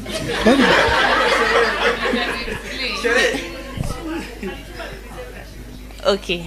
So, I have a question. What are your strategies that you have for us as the women to ensure that the organization lasts long? Unaona venye politicians wanakuanga na strategies, tuseme akisha win ina fail. Wewe una plan nini to ensure that inaendelea? Alafu we are happy umeconsider the women. I think kuna mali naonanga tunacha votes. Kuna watu wako na disabilities at the grassroots levels. What are your plans that you can put into, unaweza consider to make sure that they actively participate in elections? Ama unaona kama sisi venye tunaenda maandamano tunaambiwa tushutiwe mguu, au unaweza fanya aje wajitetee? Unaona, they bring up their voices kwa ground. Okay. The second one was here. You'll be the third. Eh? Hi everyone. So my name is Ivilena Gaki, and before I start, first, Comrade Wisdom. Comrade Wisdom. For a seed to grow, the ground must break, and for a woman to give birth, something must break. But these people are breaking the wrong things. They are breaking the necks, killing women. And I feel that most of the people that are pushing this narrative need the activists. We have not seen the political class actively engaging in this discussion. And the reason nasema hivi, there is no bill that has been tabled in the parliament to make femicide a crime. To push, to collect 1,000 signatures, saizi ko 1,283. Lakini, how will it be made law kama the political class is not actively pushing for this narrative? So my request to the legislators in the House, table it as a bill. Let femicide be made a crime in Kenya. So that tunasema must go ataendaje kama voters wanauliwa? So please, for us, for the ladies in this, and in honor of this gathering, let's table it as a bill in parliament. Thank you. Thank you. Laki, haya. Wa mwisho, alafu tuende tuongee na taifa, si ndio?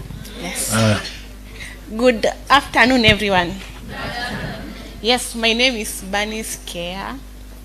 I come from interior place of Kakamega, Kwisero, Kisa East Ward, under Christopher Seka.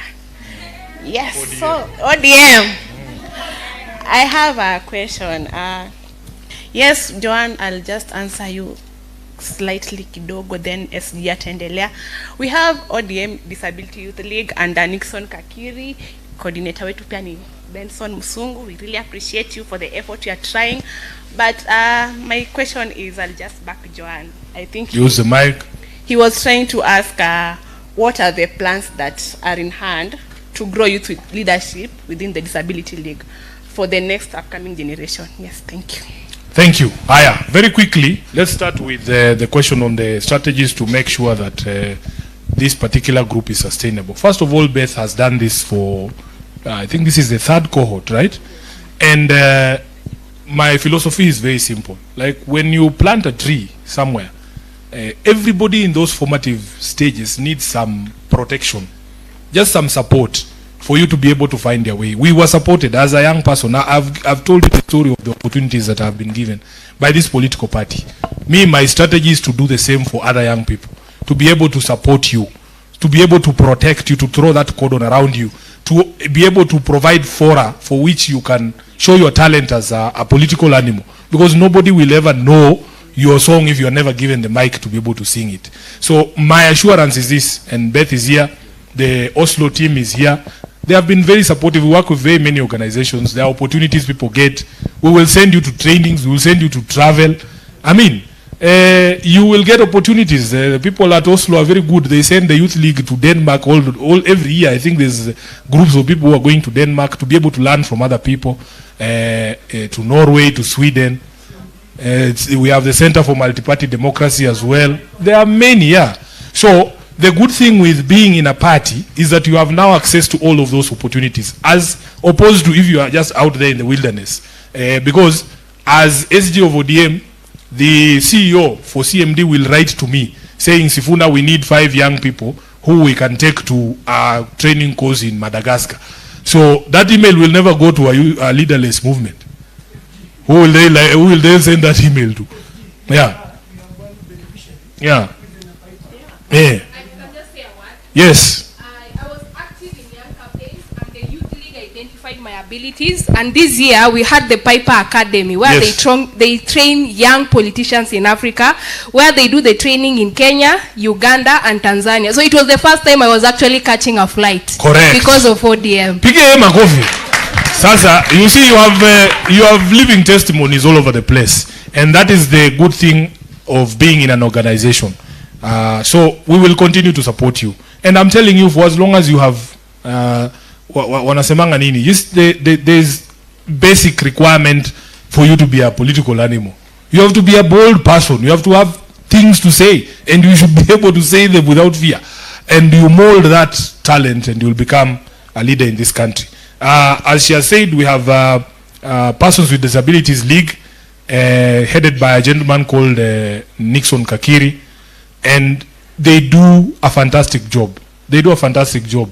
We try and so much and support as well PWDs to participate, but you know, there are places a bit more difficult. You cannot expect PWDs to come saying to maandamano wapigwe hapo tear gas. You can actually die there. Mtu hawezi kukimbia. Unaona? So sometimes najua, lakini it's more challenging kushinda able-bodied persons, ndio?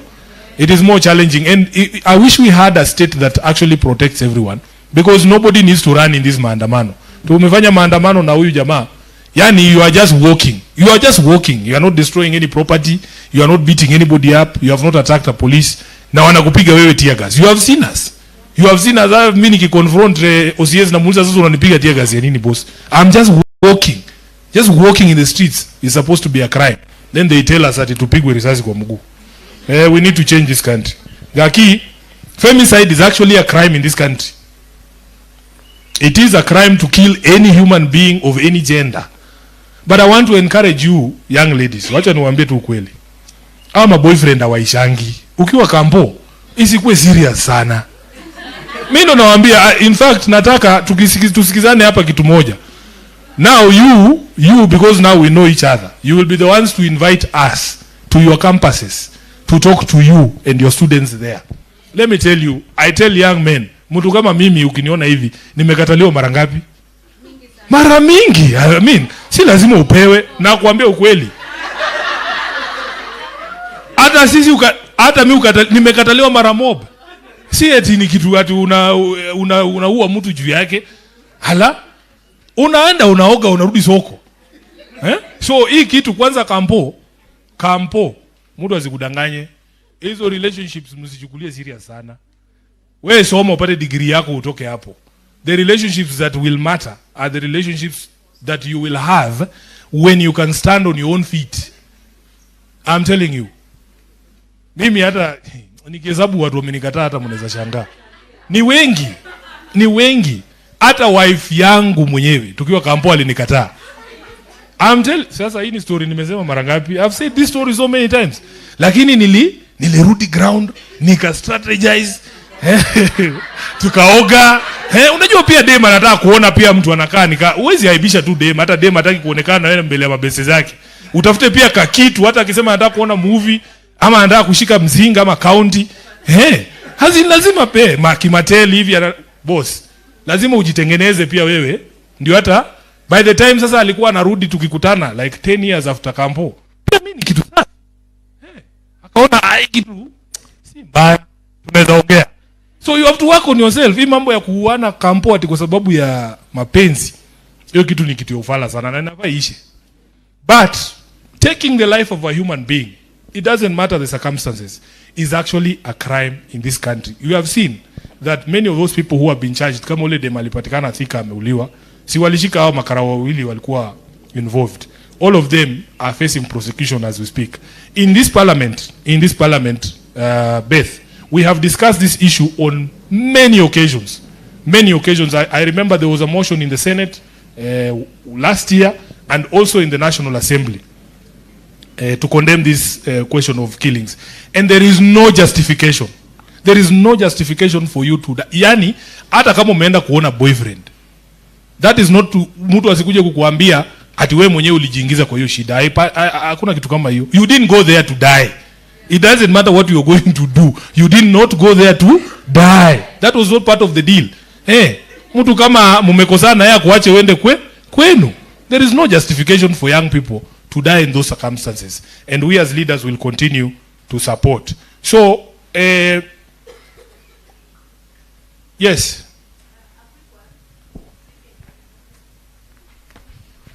Last intervention, then I want to suggest that we go and dispense with the media, and then we will come back here to announce mambo yetu ya sherehe. Sasa ile wamezima TV, ndio? Yeah. Comrades, wisdom. Wisdom. Hi everyone. I'm Chep Kirui from the University of Nairobi, and I come from Bomet County, Longisa Ward. Mine is, I don't know if it's a question, but maybe a question is inside. Bwana SG, I want to ask, back in 2022, I'm one of the people who are in Azimio, me and others. But then in Bomet, we didn't have a structure, or rather, we didn't have the procedure or anything like the order. So what are you doing to make sure that in 2027, or as we continue, we don't feel like orphans?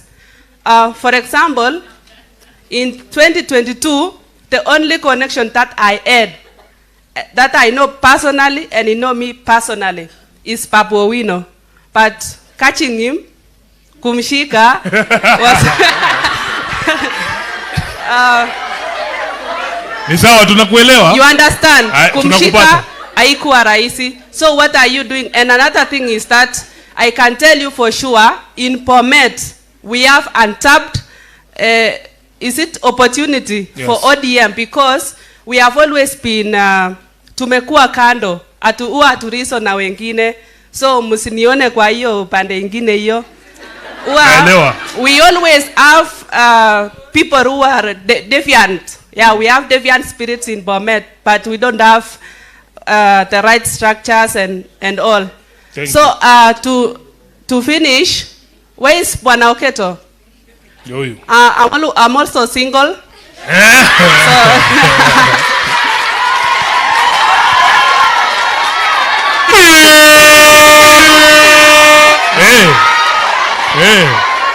Mtu ni kujisema, si ndio? And it has been my wish to meet you, Bwana Sifuna. Yeah. Because you always speak your mind, and I'm also liberal. You understand? Yeah, you get, yes, liberal. So asante it has always been my wish. Thank you. Haya, pigie yeye makofi. Sasa nikipiga selfie na yeye mtaona mtu analeta wivu. Hapana. Mtaenda kunisema wisdom. Haya. Sasa wacha tumalize kusema hivi. First of all, ODM has structures across the country. We are actually in the middle of concluding our grassroots elections. Grassroots elections means we have elected officials at each polling station, and then you come to the ward, you come to the constituency, you come to the county. There is a chairperson of ODM in Bomet. We will be having elections for chairpersons this coming month in August, because we are done the wards and the constituencies. Now we are at the level of the county. And it would be very important for you to be part of that team. And I hope that you participated in those elections. I agree with you that in many of these areas, as I said, because of the local political temperature, it is very difficult to be an ODM person in some of those places like Bomet. But as I said,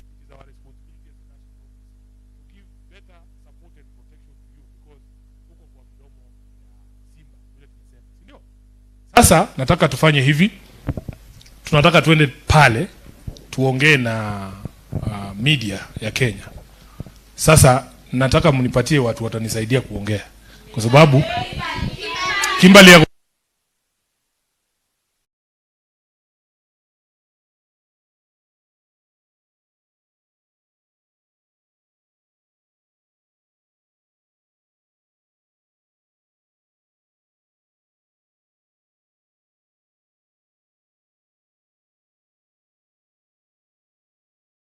Baba, jeshi ya baba, baba, baba, sini wa baba. Aibo, ay ay ay ay ay ay ay ay ay ay.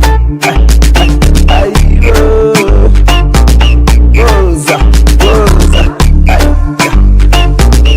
aibo, baba, sini wa baba, baba, baba.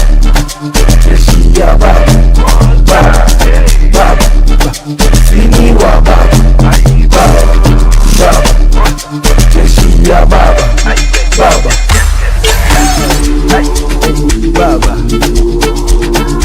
baba, baba, jeshi ya baba, baba, sini wa baba, baba, jeshi ya baba. Baba, sini wa baba, baba, baba, jeshi ya baba, baba, baba, sini wa baba, baba, baba, jeshi ya baba.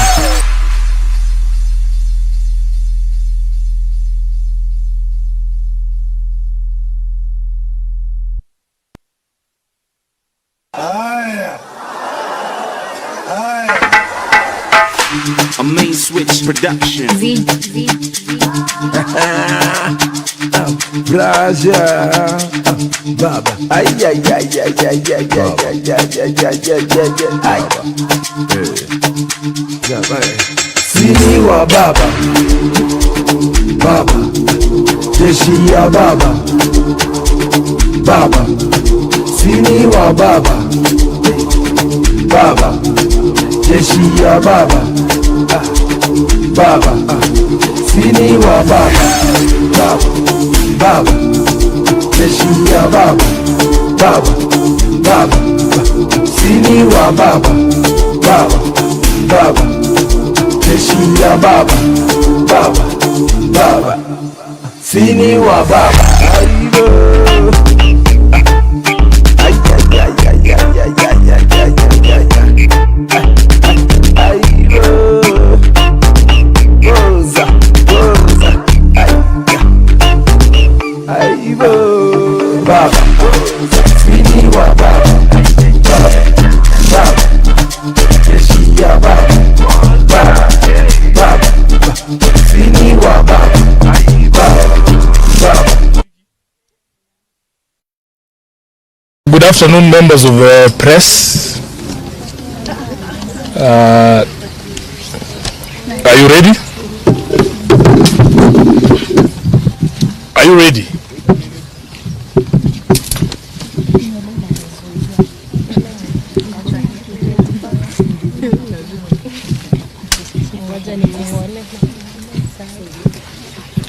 What was the rationale of facing this side? We usually have the background there. Light. Okay.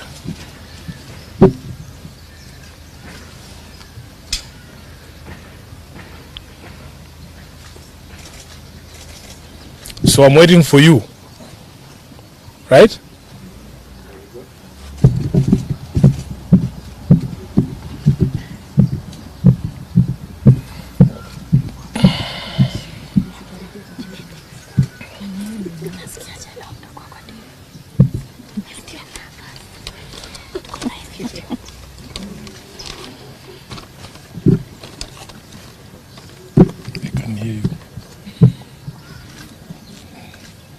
That's one thing you will learn.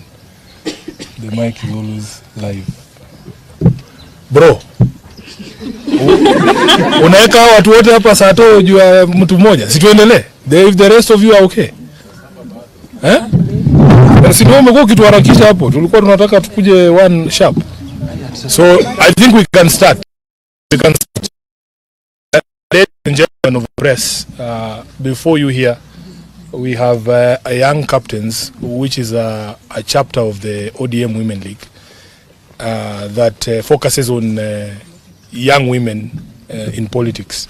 And I want to hand over to the president of the Women League to provide that context. And then we have a few of them who will say a few words on behalf of the team as to why they are here. And then we will take questions, but those questions will not be answered by Sifuna. Those questions will be answered by the young captains, and I will be requesting on the behalf of this team here that those questions remain relevant to the discussions we have had today. Mimi munaweza nipata siku ingine mahali popote na muniulize maswali ingine yoyote, but today is about these young ladies. So karibu sana Mheshimiwa Beth Siengo. Thank you, SG. Good afternoon. Good afternoon. I'm Senator Beth Siengo and the ODM Women League President, or the Women National Leader. We are today here with the young captains. These are young ladies drawn from different universities. And as ODM, we are a progressive party. And we believe in involving everybody. And we prefer to have active participation in political processes of young women.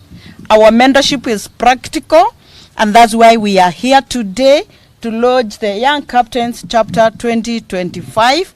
These are going to go out there and recruit more members into our party, ODM, and they will have chance, and they have been given a platform to make sure that they actively participate in decision making in this country. And because today is not our day, it is for the young ladies who are here, beautiful and colorful, then I'll give the chance to them. Thank you. Thank you. So we will start with you, then just say a few things. Okay, thank you very much. My name is Alionya Roslyn, but my young people here call me Alionya, the first class honors degree holder. So in ODM party, we are privileged to have allies. I must appreciate our party leader for providing us with a platform through the SG and the president of the Women League, because we have been able to come on board and be vocal just like our SG, because we have gotten the mentorship right from them. My call to my fellow young people, the Gen Zs out there, we cannot continue to be tribal, to be partyless. We cannot continue to be leaderless. Look at what the SG of Orange Democratic Movement is doing within the party. We must restructure the systems within the party. We cannot change the systems when outside. You can reject, you can inject when still in the party, and there is democracy in ODM. To my young people in universities, politics is not only for the male gender. You can see me here. I am a young person. I joined the Young Captains in 2021 when I was just a second year. And look at me, I am able to address the press today. I am able to stand, to have a privilege to stand where the SG and the senator in Senate, Madam Beth Siengo, is. Please come on board. Whether you are coming to blog for the party, come on board. Whether you are coming to do videography for the party, come on board. Not everyone in political parties can speak like I am speaking, but you can do videography, you can do campaign messaging, you can do the graphics. Please come on board. Join even any other political parties. Zara kama ODM haikufurahishi. But do not say you are partyless. We cannot continue to be partyless. Ama namna gani? Thank you very much. Okay, she'll take questions. Where is come, Kimberly, come. Good afternoon, everyone. Good afternoon. I'm Kimberly Grace from the University of Nairobi. We are really happy to be in this auspicious event, and we really want to thank the Honorable Right Raila Amolo Odinga, Baba, through our SG Sifuna and our Madam President, they've organized this event where young women get a platform to voice out. We cannot say, as my previous predecessor said, we cannot say we are partyless. ODM has given us a sense of belonging. We have a reason to be in ODM. This is a party that is full of inclusivity. As you can see, we don't discriminate either by gender or by color or any other thing. And as you can see, our beautiful women are here. We are all happy to commemorate this day. Thank you. Asante. Who is left? Kavita. Oh. Hi everyone, my name is Kavita Raquel, from a student leader at the University of Nairobi, and I would like to thank this party for welcoming us as young people and for saying that they will listen to us as young people. And just to point out, the mission of this young captain party is to empower young people, especially women, to take up leadership roles and participate in decision-making processes, meaning that we are not advocating only for women, we are also advocating for men. So I would like to urge my fellow young people to join this party and let us move in with one agenda, and that is making Kenya our home and a better place. Thank you. Thank you. Wow. And again, the last thing, as a student of the University of Nairobi, given a platform, I must address our issue, and our current issue is accommodation fee. And as student leaders and the University of Nairobi students, we are saying accommodation fee must fall. Thank you. Lastly, the lovely Letitia will take questions. Yes, I'm Letitia, Secretary General, Young Captains. Any questions? Yes. Yeah. Yes, this is actually from KBC. Mm-hmm. You said we should confine ourselves to whatever you've discussed. SG, you clearly talked about, she'll answer, but you clearly talked about the pact that you have with ODM. What trend as ODM are you sending for these young ladies who are aspiring to be leaders and SGs of parties, with UDA not adhering to the pacts that you made, especially extrajudicial killings? They are still ongoing. Youth empowerment is nowhere to be seen. We have seen even police brutality. So is this the trend that ODM will continue with? And secondly, to the president now.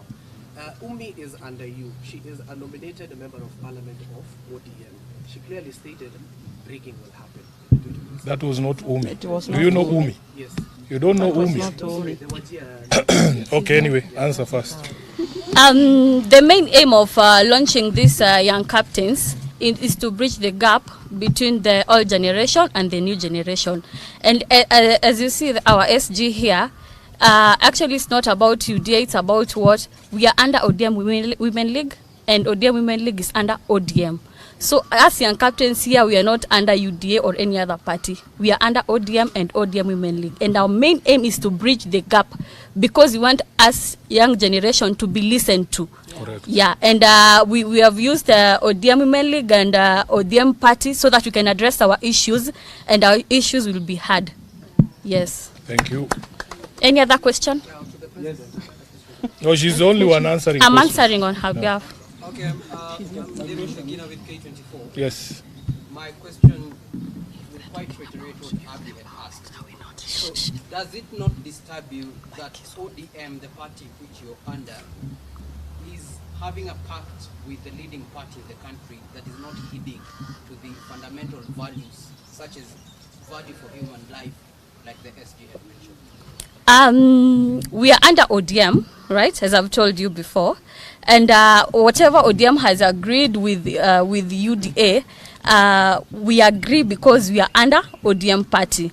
And also as a young generation, those our issues like extrajudicial killing and all those things, we'll be addressing them to the ODM party, and they'll solve it with the UDA party in case that is the thing you're saying. Okay? Fine. Aya.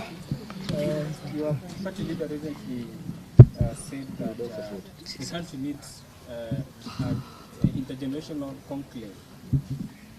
Is this meeting one of the strategies you're using, or your party is using, to engage the young people or to employ that to ensure that that happens? It's a yes or a no, and this Young Captains, it has not started today. We are just launching it. It has been there since 2021. We are just relaunching it for the campaign 2027. So it's not a strategy, but we are trying to increase the number of young women. As you can see, we are only women. So you cannot say that it's a strategy the party is using. Aya. Si niliwaambia watu wanakuanga na maneno. Haya, sasa wacha kuharas huyu mrembo. Haya, uliza swali sasa, swali mbili ya mwisho mimi mwenyewe nitajibu. Alafu tuende nyumbani, leo ni saa 2. Yes, Kennedy. What is your take on the intergenerational national talk that has been advised by your party leader? I think this is what exactly is happening here, because if you look at me and Senator Beth, we don't come from this generation. These are our younger sisters, and we have taken the position that you must never discount dialogue. You must never refuse an opportunity to discuss your issues or to talk. And when you sit down and listen to them, you get different perspective on the issues in the country. I have said when we were in there that we need to get to a place where certain decisions are only left to younger generations. And I've given the example of a suggestion that was made by one of the elders in this country to build apartments in Nairobi National Park. And my position is that we should ask the children whether they want to continue seeing animals at Nairobi Park or they want to see apartments. That decision surely cannot be for people over the age of 70. So it is important to have these conversations. I was giving the example that when I was at the University of Nairobi, in the early 2000s, we used to pay only 6,000 shillings per semester for the accommodation. Now they're telling me it's upwards of 40,000 Kenya shillings. And this is something that as a generation who enjoyed that benefit ourselves, we must be fair to this generation also and give them a chance at education and not to stifle it by making it expensive for them to go to school. So how do these issues come up if you don't talk? But what they have told us is that now the older generations need to do less talking and more listening. Yeah. And as a party, ODM, we are committing here today that we will do more listening than talking. Yes. And when we give these young people opportunity to speak to the country, please don't harass them the way you are trying to harass them. It is not fair. It is the first time that this young lady is answering questions from the press. And I have done this for 8 years. This can be very intimidating. Yes. So muwapeleke polepole hata nyinyi. Ndio tuwakubalie wafanye nini? Waongee. Si ati ukiongea unaanza kuulizwa maswali mingi, hapana. Muwasikize. Sawa?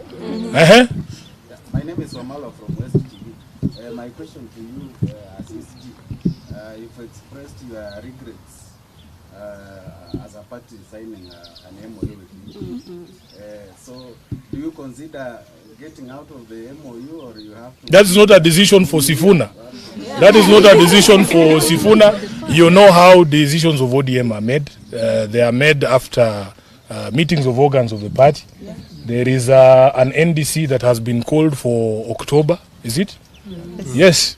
So I am sure once that, you know, Sifuna as SG, I am only a spokesperson. And a spokesperson cannot speak for themselves. You say things that have been resolved. So I am sure you will be welcome to Mombasa during the NDC. Decisions will be taken at that meeting and everybody will be told. Last question, Leoni Sato. Si ulikuwa ushauliza bro.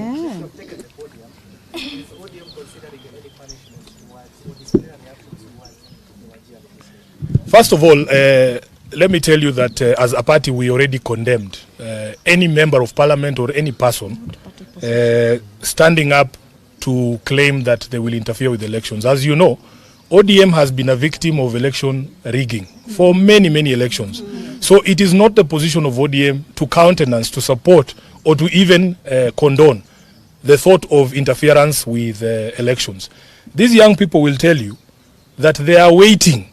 They are very eager, just like I was in 2002, to be given a ballot, so that people hear from them directly.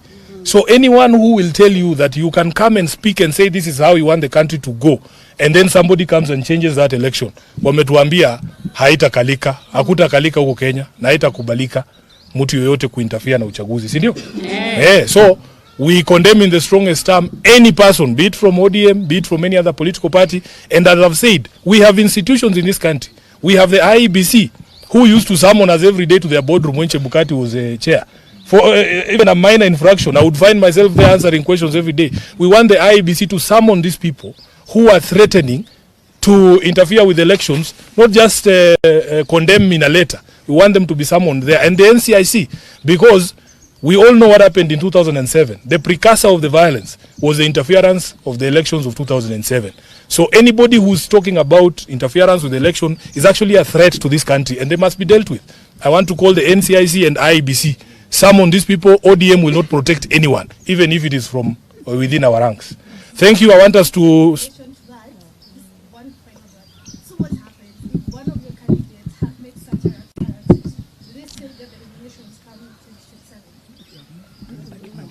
There is nothing like a candidate, Madam. You know, I've been a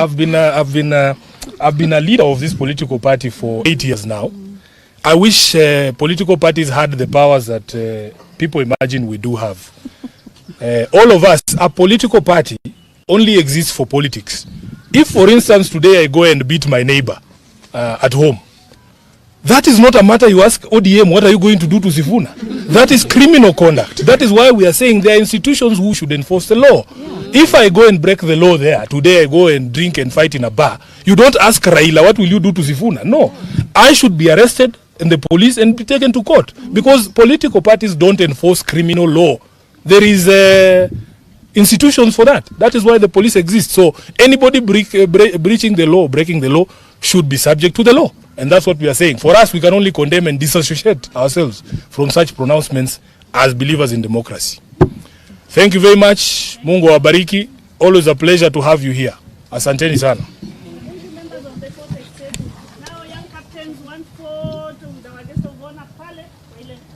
No. Let's go back in so that we allow the media to clear, and then we will come back out. Yeah.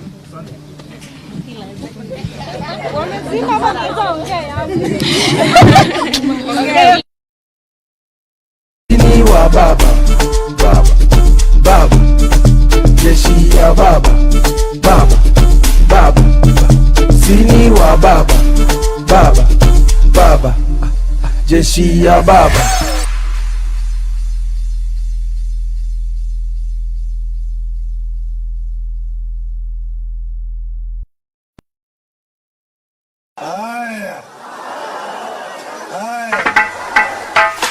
A main switch production. Blaja, baba, ay.